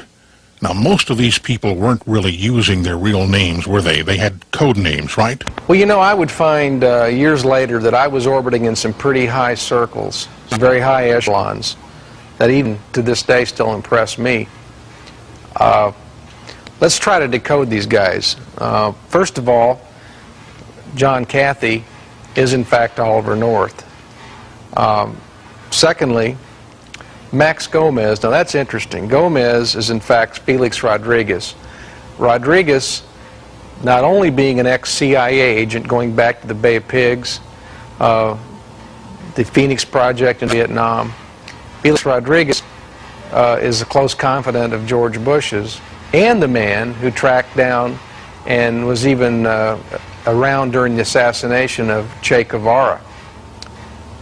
Che Guevara being Fidel Castro's lieutenant. Beyond that, we had Aki Sawahata, is still a mystery man to me. We still don't know his real identity. But a man named Robert Johnson is actually William P. Barr, who was later the Attorney General for George Bush. Now, I believe I've named everyone, but there were two people that we think were still using their correct names, and that being Bob Nash and Bill Clinton. Of course, we know now Bill Clinton's real name isn't Bill Clinton. Let's get back to the discussions of damage control. Well, you've already witnessed the frustration of several police officers who just could not get the Mena story to go forward. Their investigations seemed to be contained or undermined, short-circuited, whatever you want to call them. In that bunker meeting, I witnessed the containment effort for this entire scandal, and quite frankly, it's shocking to realize all it took was for the authority of 2 U.S. attorneys to be undermined. The language that was used was that these guys would basically get religion, and if our system of checks and balances is that fragile, something's wrong. But obviously that's what went on, because the rest is history. There were no indictments handed up. So 2 U.S. attorneys were somehow told just to back off? Is that right? That's exactly what I'm saying. You know, so-called national security interest can undermine a whole Justice Department if a sitting Attorney General does not change the marching orders given him by the President, and in this case, the Director of the CIA. So how many times did you meet with Bill Clinton? Actually, on 3 separate occasions, only 2 of which I'm free to discuss on this interview. The third may come up in my court case in Little Rock, Arkansas. But you've heard about the first one, the one in the so-called bunker meeting. The second one took place outside of a Mexican food restaurant in Little Rock named Juanita's. That brief encounter, impromptu encounter, was to discuss my moving on down to Mexico to help set up the CIA's front company at the Guadalajara airport. Terry, why would Clinton care if you moved to Mexico or not? You know, that's a good question. And in hindsight, I'm sure Bill Clinton saw me as a liability. You know, considering what all I had seen while I worked there with the Central Intelligence Agency, considering the social circles I was orbiting in, well, I'm sure he was just, as quite frankly, wanted me as far from Little Rock, Arkansas as he could get me. So in other words, he wanted you out of Dodge City, right? Well, yeah, that's right. There were no threatening comments, but he made it very clear while sitting there in his van outside the restaurant that he wanted me to go ahead and continue with my plans to move to Mexico, to fulfill my obligation with the CIA. You moved to Mexico to set up this front company for the CIA. Sounds exciting. Well, you know, quite frankly, it got a little more exciting than I had bargained for. My job was really just to move to the Guadalajara Airport, set up a company, Machinery International, who was to be a bona fide company, a company to operate in the machine tool industry, a company to bring in equipment to help automate Mexico. Now, of course, covertly, it was to perform services for the U.S. government. Just exactly what did these covert services include? Phase one of the plan was pretty simple. This company was to store, warehouse, safeguard, transship weapons, weapons that were destined ultimately for Central America. Phase two of the plan, however, which I found much more interesting, was that Machinery International would serve as a controlling entity to actually manufacture weapons on Mexican soil. Were the plans implemented? Well, I moved my family to Mexico in July of 1986, but phase one of the plan was abruptly interrupted in October of that same year due to the C-123 shoot-down. That incident caused us all to basically lie low for a while. However, by January of 1987, we all breathed a sigh of relief and decided to go forward with the plan, thinking that the Mexican side of the enterprise hadn't really been discovered. Phase two, just as we were starting into phase two, I was sort of taken out of the operation due to what I call as a rift with my CIA handlers. Terry, tell us about that rift. In the book, you keep us on the edge of our seats while you negotiate your way out of Mexico. But this was a little more than a casual rift. This was life and death stuff. Well, you know, my agreement with the CIA was to transship weapons, plain and simple. No one had ever discussed transshipment of drugs with me. If they had, I wouldn't have been involved in any of this. But by early 1987, I had proved to myself beyond a shadow of a doubt that some of the people I was working with were using my facility and using the aircraft that were hauling the weapons in order to transship cocaine back to the United States. How much cocaine? Literally tons. You know, we're not talking kilos here, but tons. So there is no war on drugs? Not from what I ever saw, at least not while operating out of Guadalajara. You know, my whole problem began when I took Nancy Reagan's advice and tried to say no to the drug trafficking side of this story. Did you have any evidence of the CIA's drug trafficking through your facilities? Any witnesses? Yes, in fact, there was a very credible witness, and I might add he's been thoroughly deposed about his observations of cocaine being transshipped through my Guadalajara warehouse. In the book, you detailed a trip to San Miguel de Allende, a town in Mexico, where you confronted Felix Rodriguez, a.k.a. Max Gomez, with your evidence that his operation was in the drug business. Tell us about that meeting. First of all, there's a witness to that meeting. I planned it that way. I took a Mexican citizen friend of mine, a man named Patrick Juin, to basically serve as my insurance policy. I strategically positioned Patrick in a restaurant so he could observe Max Gomez, a.k.a. Felix Rodriguez, and Rodriguez could observe him. You know, I kid you not, I was frightened.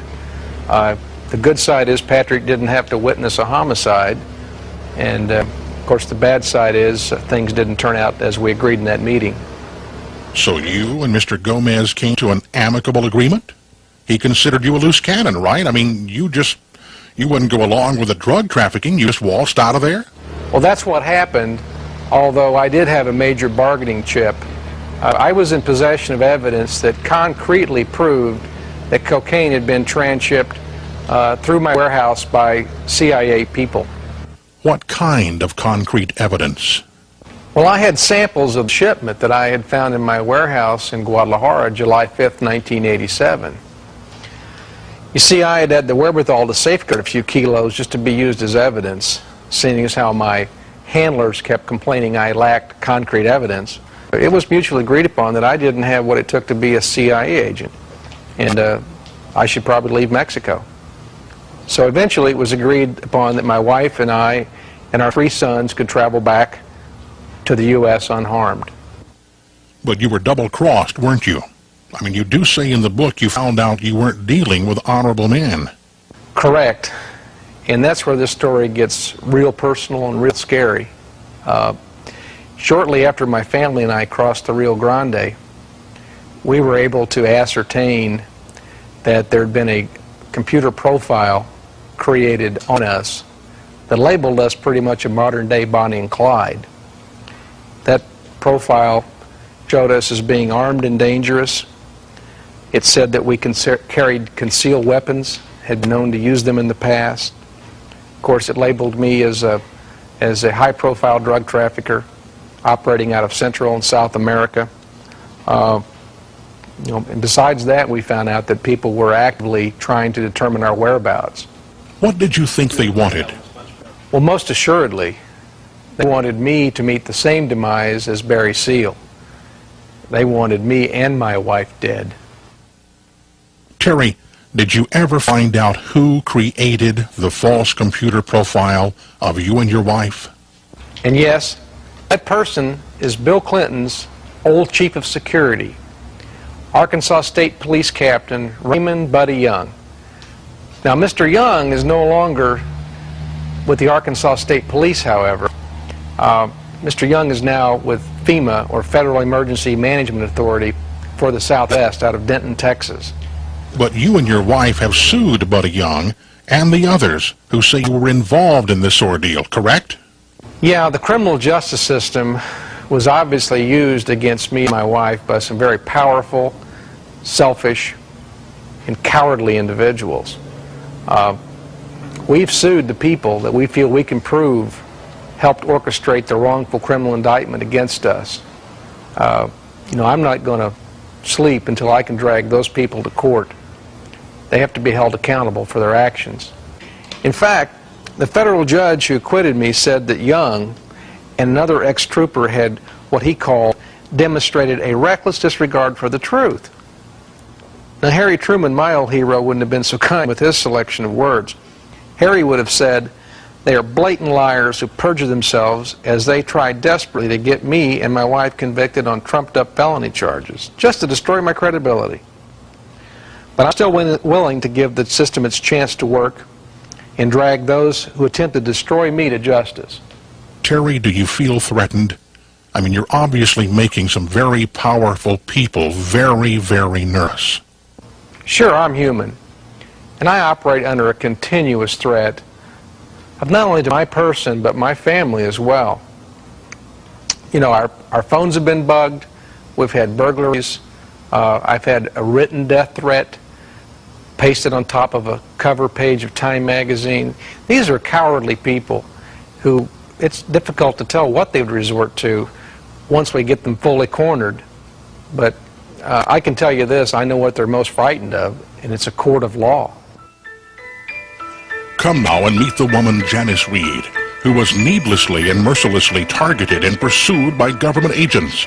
Meet Terry Reed's wife, the woman who has stood steadfast by his side during this strenuous ordeal. Janice, tell us, what is it like to marry a spy? To live a double life as the wife of a spy? was an interesting situation in that we were dealing with the FBI, the CIA, and the KGB, and it was hard to tell who was whom. When you and Terry decided to get married, who did he tell you he was spying for? It was with the FBI in a relationship with the CIA.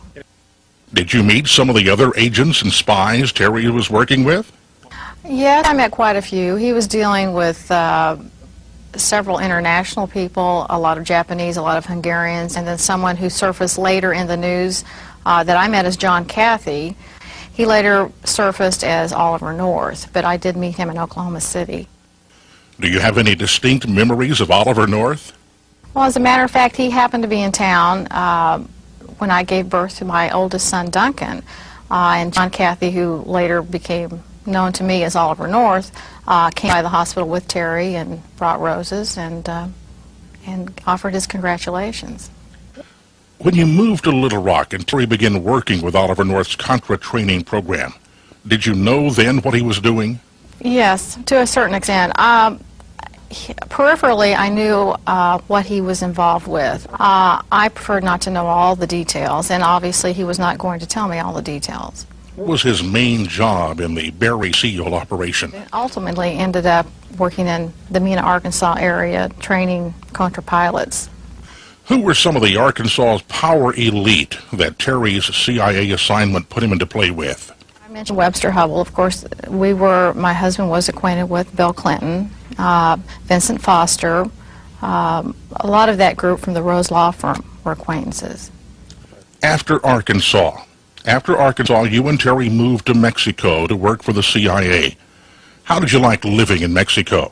I fell in love with it. I mean, the people are so genuine and just wonderful, warm people. And I found it being a wonderful experience for my family. How many children did you have when you moved there? When we moved there, I had 2. When we left, I had 3. These are all boys? All little boys. What was Terry doing for the CIA in Mexico, and what happened? Terry was involved in, he had a front company. That's what was going on. We had a legitimate manufacturing operation going on down there. But in the summer of 1987, he came across some drugs, cocaine as a matter of fact, a large shipment. And once he became aware of that and I became aware of that, we decided this is not what we're down here for. We were being used and we just wanted away from it. What was the role of the front company? A CIA front company normally has more than one purpose. Terry has a manufacturing background, and technology is one of his true loves.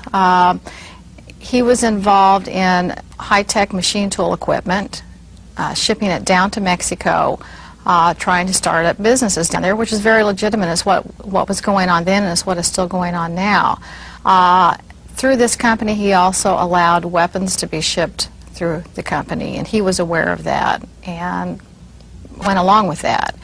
What we weren't aware of is crates were being shipped back through his company back into the United States by agents down there, and they were shipments of drugs and cocaine.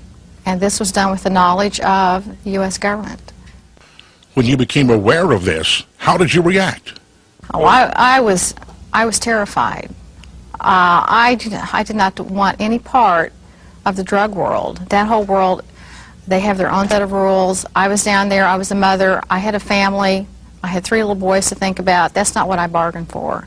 I wanted out, and Terry did too. How did you and Terry extricate yourselves from this dangerous environment?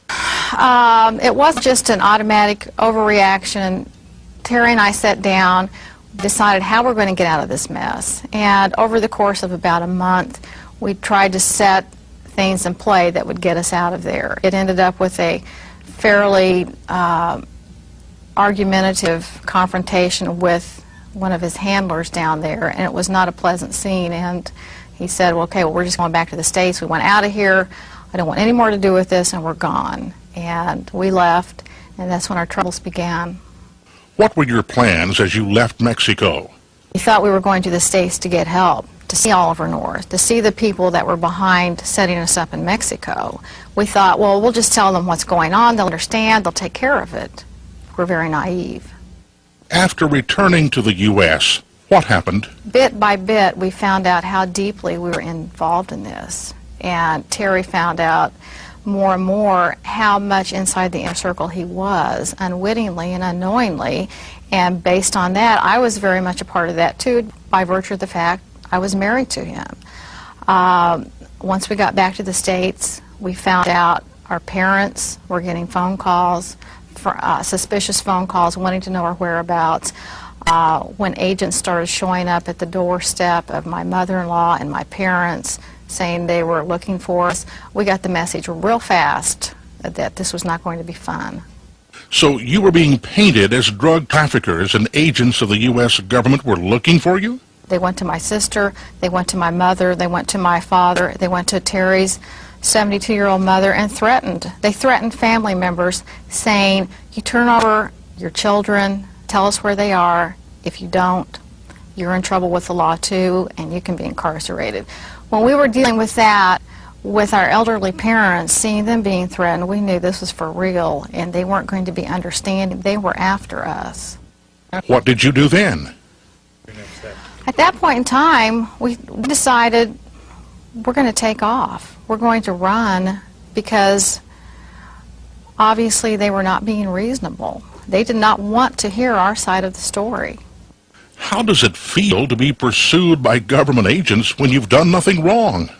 But during the course of this, when I realized I had no one to turn to, I had no place to go. I was a citizen wronged, but where could I go? The people I felt I should be able to go to were the people that were after me. The level of despair when I realized that, like, I am a person without a country, that was something that was very difficult to deal with. So you and Terry fled for your lives. Yes, in fact, we had a motorhome and 3 little boys and a German Shepherd dog, and we took off, not having any idea where we were headed. Initially, we had felt that there was someone in Washington that was going to help us, but we soon came to learn we were being double-crossed. We had no idea. Nothing can prepare you for this sort of shock. How do you feel? My husband is a very patriotic person, as well as I am, and the fact that we thought we were doing the right thing and helping our government, helping our country, and then to have this happen, I can't tell you what it does to you as a human being. The trauma and the shock and the despair one feels, and the loneliness, thinking it's just us out here being chased. What was your loneliest moment? During the course of all this, when all this came about, my father had a stroke. I was there at the hospital with him when all this came down on us. I had to leave in the middle of the night with my family, and I had to make a decision. If I leave my father now, I may never see him again, but I also have 3 children that are depending on me, and someone is wanting to take me away from them. And I had to make a decision. It was that was probably the most difficult point of my life, when I had to leave my father in the hospital. I felt very alone, and the despair was almost more than I could imagine and bear. How did you deal with this pain? I guess when you work through all these phases, like the shock, the denial, the anger, you know, Terry and I had to work through that in about 48 hours. I mean, we had to get through it. If we had wallowed in that and gone through all those phases, we would have been captured. We didn't have time for that. We had too many, our children relied on us, and we had too many responsibilities. So we worked through that real fast and then got into the survival mode. Where did you run to initially? We ended up in San Diego. We spent Christmas in San Diego. We thought that's right near the border, and Terry's thought was that's the last place that the Reeds would go. That would be a stupid place to hang out, is at the border. They might be combing the borders. So do the unexpected. I mean, he had years of intelligence training, and you know, in that facet, of this whole saga. I mean, he relied on his training, and it saved us. Janice, what sticks in your mind about that period of your life? It was just the feeling of despair I had that Christmas, knowing I was a wanted fugitive, and watching everyone around in the Christmas spirit, all the families singing, caroling, watching the Christmas specials. I felt I had so much pain that Christmas, but I made a true attempt to keep up a facade for the children, you know, trying to sing carols with them, make Christmas ornaments. You know, it was all, I felt like remote control. I was just a robot going through the motions. But the pain, that was my worst Christmas ever. How old were your children that Christmas? Baxter was a baby. He was 6 months old. Elliot was 2.5, and Duncan had just turned 5. Did you do anything else in San Diego besides celebrate a tense Christmas? Well, not knowing what was going on within the national computer system or the law enforcement system, we definitely were not comfortable being Terry and Janet Reed. We spent the time in San Diego establishing a corporation, establishing new identities, and once we had that taken care of, we were a little more comfortable leaving. We definitely did not want to stay there for any length of time, and we felt more comfortable being removed from our previous persons, Terry and Janice Reed. Where did you go then? We left San Diego and eventually ended up in Maine, which is about as far as we could drive. As you wandered around America, how did you control your fear and your anxiety? I had to focus on one day at a time, and that was as a mother, as a school teacher. It was not as a fugitive from our government, and that's what kept me going. We had a motorhome. I decorated it. I put the alphabet chart up, the numbers, George Washington. We had a little school session going every day, and we had some great geography lessons. I mean, he went to most of the national parks. We saw Old Faithful, we saw Niagara Falls, and the children are standing in front of all these national monuments. We've got all kinds of photos that year. And these government agents who were tampering in law enforcement computers, how did they portray you? What kind of lies did these renegade agents insert into the computers? I later found out, after I obtained my FBI file through discovery, that we had been labeled armed and dangerous as very nefarious characters, and that was so frightening. Who were you the most frightened of? I'm not saying the FBI is a bad agency or the CIA. Our concern was the renegade agents out there that are totally out of control. Yeah. And that's who I was most frightened of. And the power they can wield, they are legitimate agents, and the power they have to alter your profile in NCIC. I had done nothing other than being married to Terry Reed. What was Terry doing throughout all of this? He's a very calculating person. He had his manual for flight instruction and how to deal with stress under pressure, and he would want me to read all these manuals, and I go, no, that's not the way I operate. You know, I mean, he can sit there, remove himself from the situation, and know how he should react. I'm more emotional. I can't sit there and read how to deal with stress and just incorporate that. That's obviously much easier said than done. I'd got a lot of strength from him, as well as he got a lot of strength from me. He knew I was there to take care of the children. That facet of his life was being cared for by me. I knew he was there to get us out of this mess. I mean, I had to have this belief that with his training and his background and knowledge that he would somehow get us out. He monitored that phase. I took care of the nurturing, the maternal, the family, and he relied on me for that. We needed each other. Janice, what if you got separated or one of you was arrested?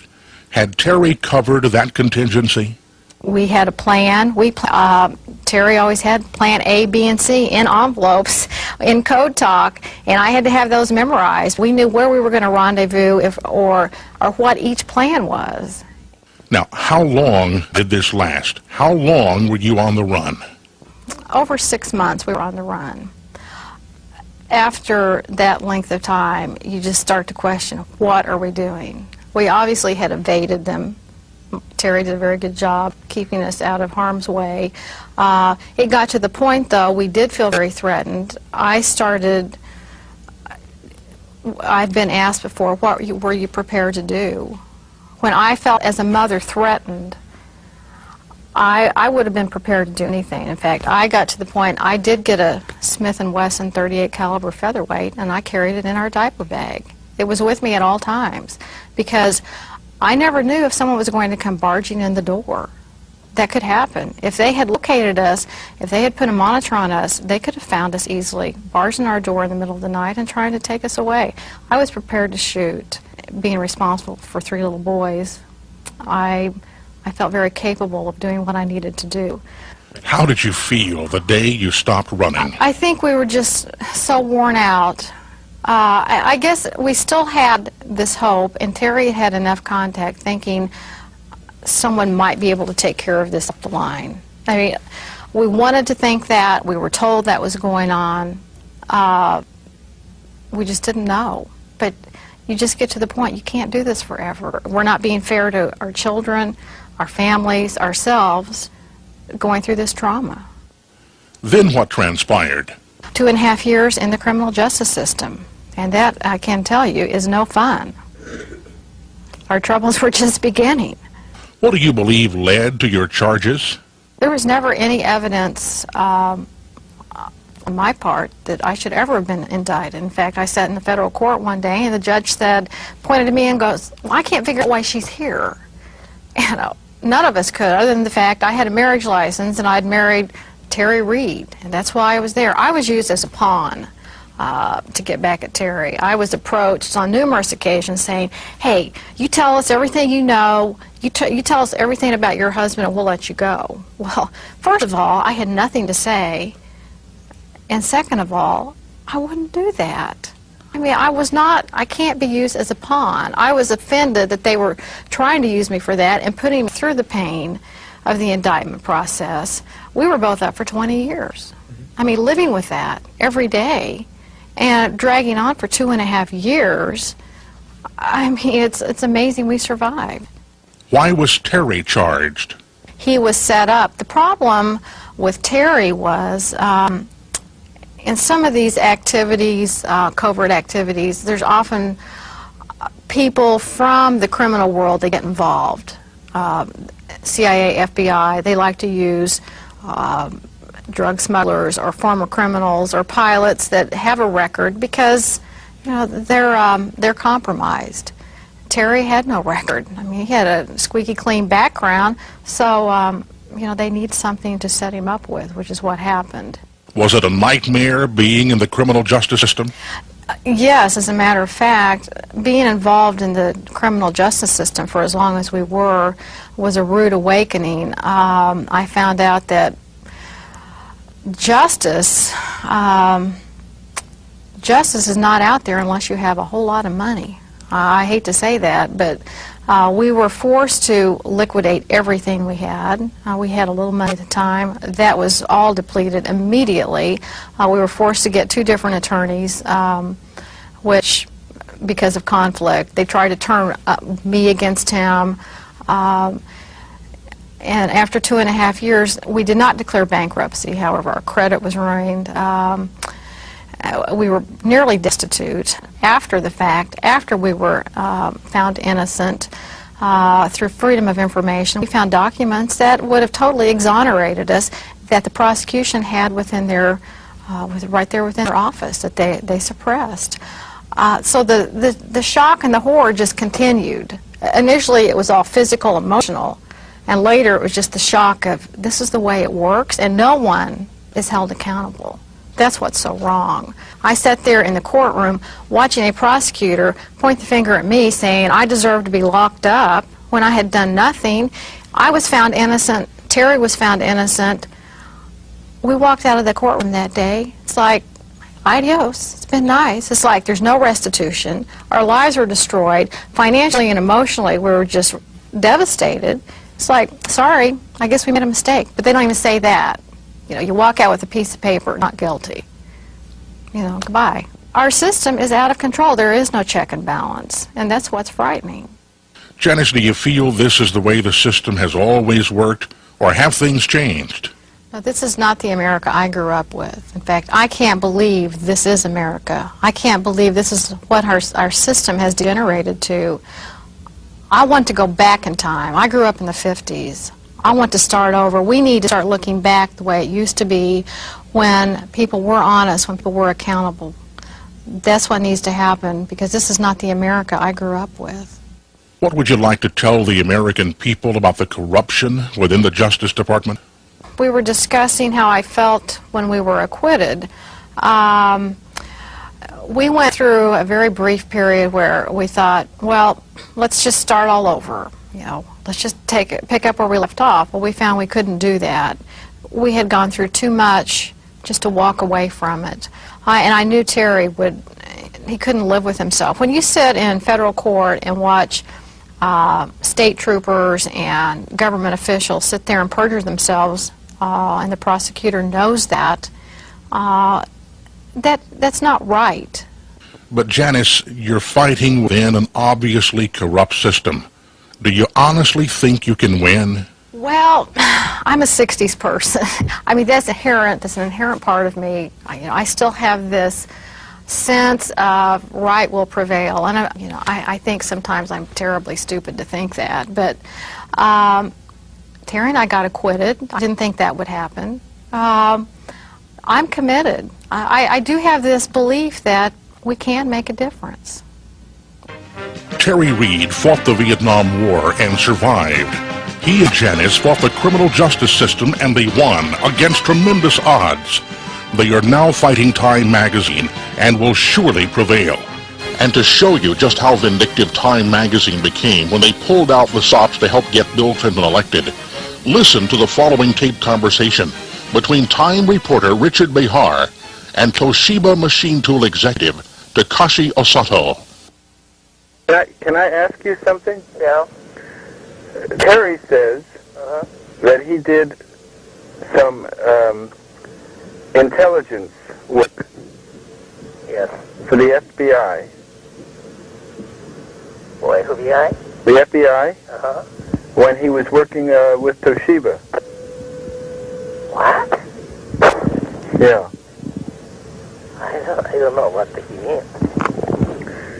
He was working for the FBI. You know the FBI? Yeah. Trying to find out how machinery is going from Japan to America. That he was working as an agent. Oh, really? For the FBI. I didn't know that. I have no knowledge about that. In that conversation, Behar irresponsibly and for no apparent reason blew Terry Reed's cover as a spy. Up until that point, the Japanese machine tool community knew nothing about Terry's work with the U.S. government. Terry is now a marked man and considered a traitor by the Japanese. As Terry said earlier, desperate people can be very dangerous when cornered, especially wealthy and influential desperate people. Betsy Wright, Bill Clinton's personal friend and chief of staff for all the years he was governor, is now in Washington as one of the most influential and expensive lobbyists, exploiting and selling her relationship with the Clintons. Wright is attacking the credibility of both Terry and his book in such a below-the-belt manner that it's difficult to defend oneself. From the following comments, it's clear to see the Clintons and their machine have some tricks up their sleeves. The book is so false as to be laughable. I mean, this man's fantasy level probably qualifies him for some kind of institutionalization. I pass mentally ill people on the streets and wonder if it's Terry Reed. This is pathetic, this person.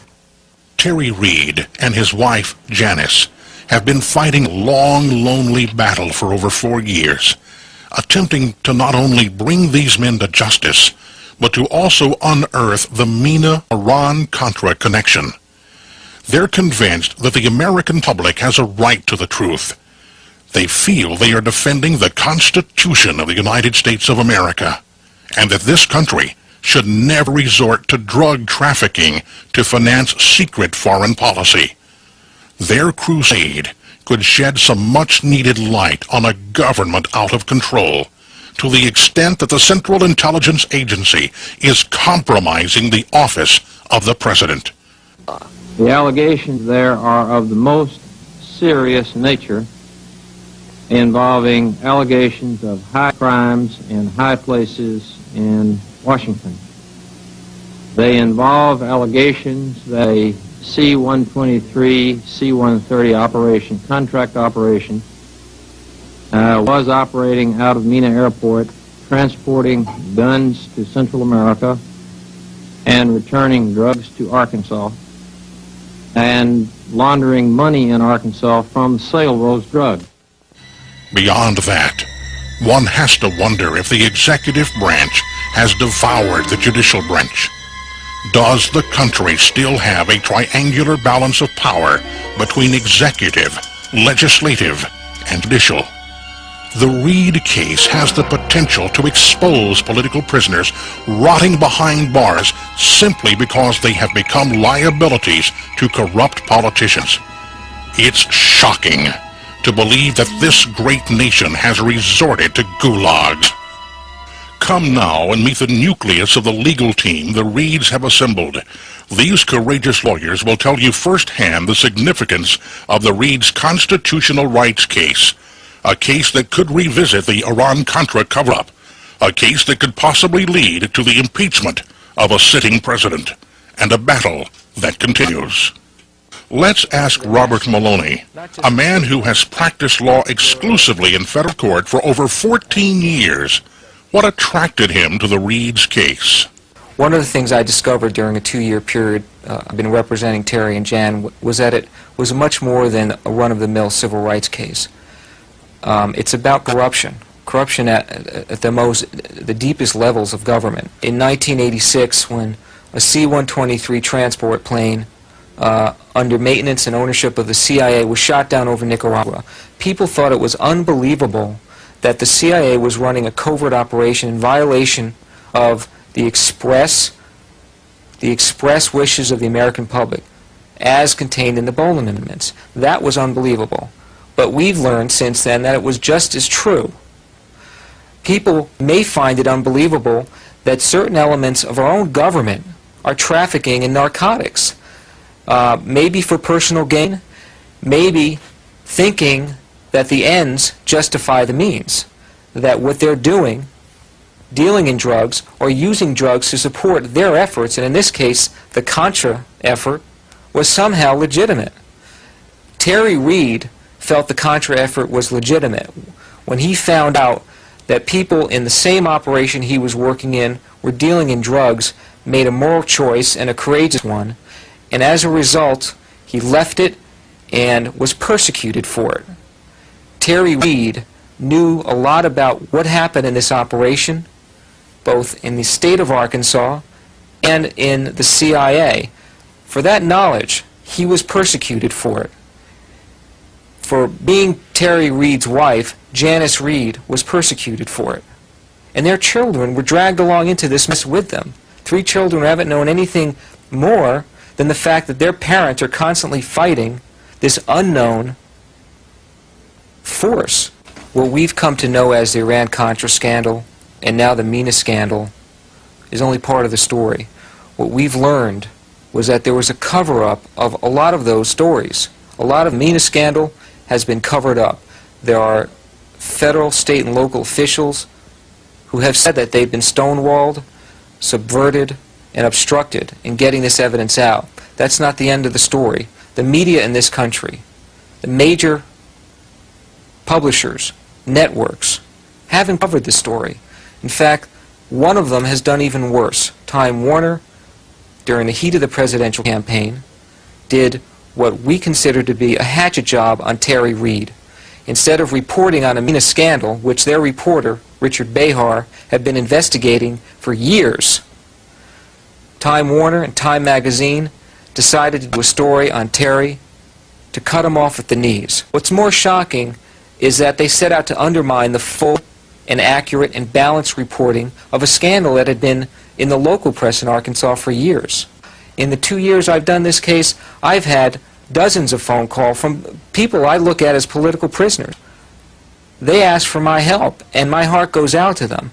But what it shows me is that this type of practice does go on in this country. The fact that it's unbelievable that this could happen to people like Terry and Janice Reed doesn't make it untrue. Mr. Maloney, who should care about this case? Law and order people or civil libertarians? This case is not about which side you're on. The only side that we're on is on the side of the Constitution and on the side of Terry and Janice Reed. And anybody who believes in the Constitution should be on our side. Abby Hoffman said, democracy is not something you believe in, it's something you do. Democracy is something that we're doing right now. I'm doing my job as an attorney. Terry's doing it as a citizen. People from all over the country who are beginning to back us are now practicing democracy. That's the way it's meant to be. We need more people to join us in this fight. Anybody who's willing to fight is free to contact us, to donate whatever they can, to lend whatever encouragement or support. Now, let's talk to seasoned trial lawyer Michael Dowd, a man who has been up against the CIA in federal courtrooms in the past, and a man who's committed to defending constitutional freedoms. This is not the first case I come to where justice is at stake in a case. I've defended people before who've been prosecuted, and I'd like to really say persecuted, by the misuse of laws in this country, the Central Intelligence Agency, to stop them from fighting for that which is the most fundamental and basic thing that any of us have as human beings, freedom. It's what this country is all about. And in those battles, I've faced the CIA, and I've faced representatives of the CIA and all that they do to try to suppress the truth. And in those struggles, in those cases, it's always been hard, but it's always been worth the fight. And Terry Reed, for too long, has been denied the right to live in peace. He was pursued and persecuted wrongly, and now the corrupt people who tried to cover up their misdeeds continue to try to persecute him by silencing him in this case that he has. Well, there are a few of us that believe that protecting his freedom means protecting our own freedom. And hopefully there are going to be some people around this country that are going to be listening to me, that are going to see that fighting for Terry Reed and standing up for Terry Reed is really standing up for them, because what happened to Terry Reed and Janice Reed can happen to any of us. And if we don't understand that, then maybe we're all going to be lost. Mr. Dowd, what can the American people do to help? We're facing a well-financed army of lawyers out there to keep the truth from coming out. And it'd just be plain foolish not to think that we don't need, in this case, the ammunition, frankly, in dollars and cents to fight this battle. We're doing all we can, but we've got court costs to pay, we've got reporters, we've got investigation to do. There are a lot of costs that mount up answering the papers that come in volumes from our opposition, aimed at stopping us from getting our Terry and Janice's day in court. That, plain and simple, folks, costs money. A lot of ordinary people have reached out their hands to help Terry Reed. But we need more help, because any court case costs a lot of money to try to get this story and the truth of this story before a jury and the American people. We need a lot of help. Help for Terry and Janice Reed, but very much this is a story about helping all of us, because we're not really going to be free until the truth of this story comes out. The following secret FBI communique is an example of documentation concerning Mena that is surfacing through the Reed's court case in Arkansas. In it, The FBI in Chicago is warning the CIA and Little Rock's FBI office of a pending media investigation into Mena, and particularly Barry Seal. One can clearly see that someone was using the resources of the FBI to not investigate, but only to circle the wagons, fearing complete exposure of the Mena operations. What you have witnessed clearly shows that powerful politicians will resort to any means available to protect their selfish hides. They will destroy the lives of anyone considered a liability when their dirty little secrets are exposed and their political future is at stake.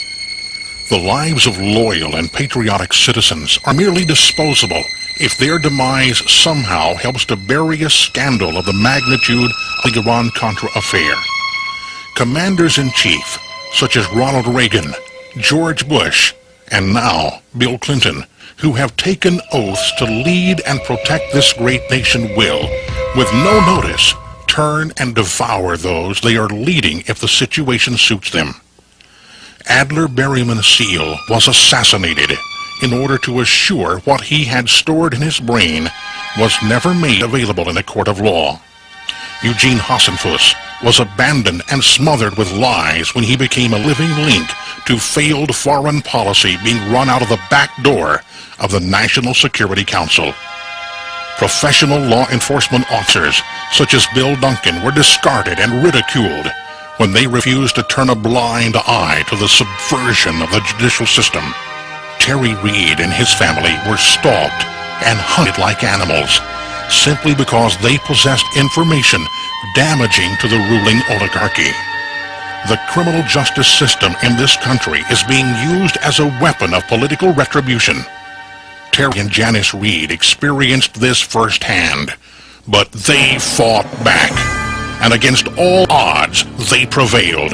They escaped the label of felon, a label used to destroy one's credibility when one becomes an extreme liability, such as Terry. Now, through the federal court system, the Reids are continuing their fight.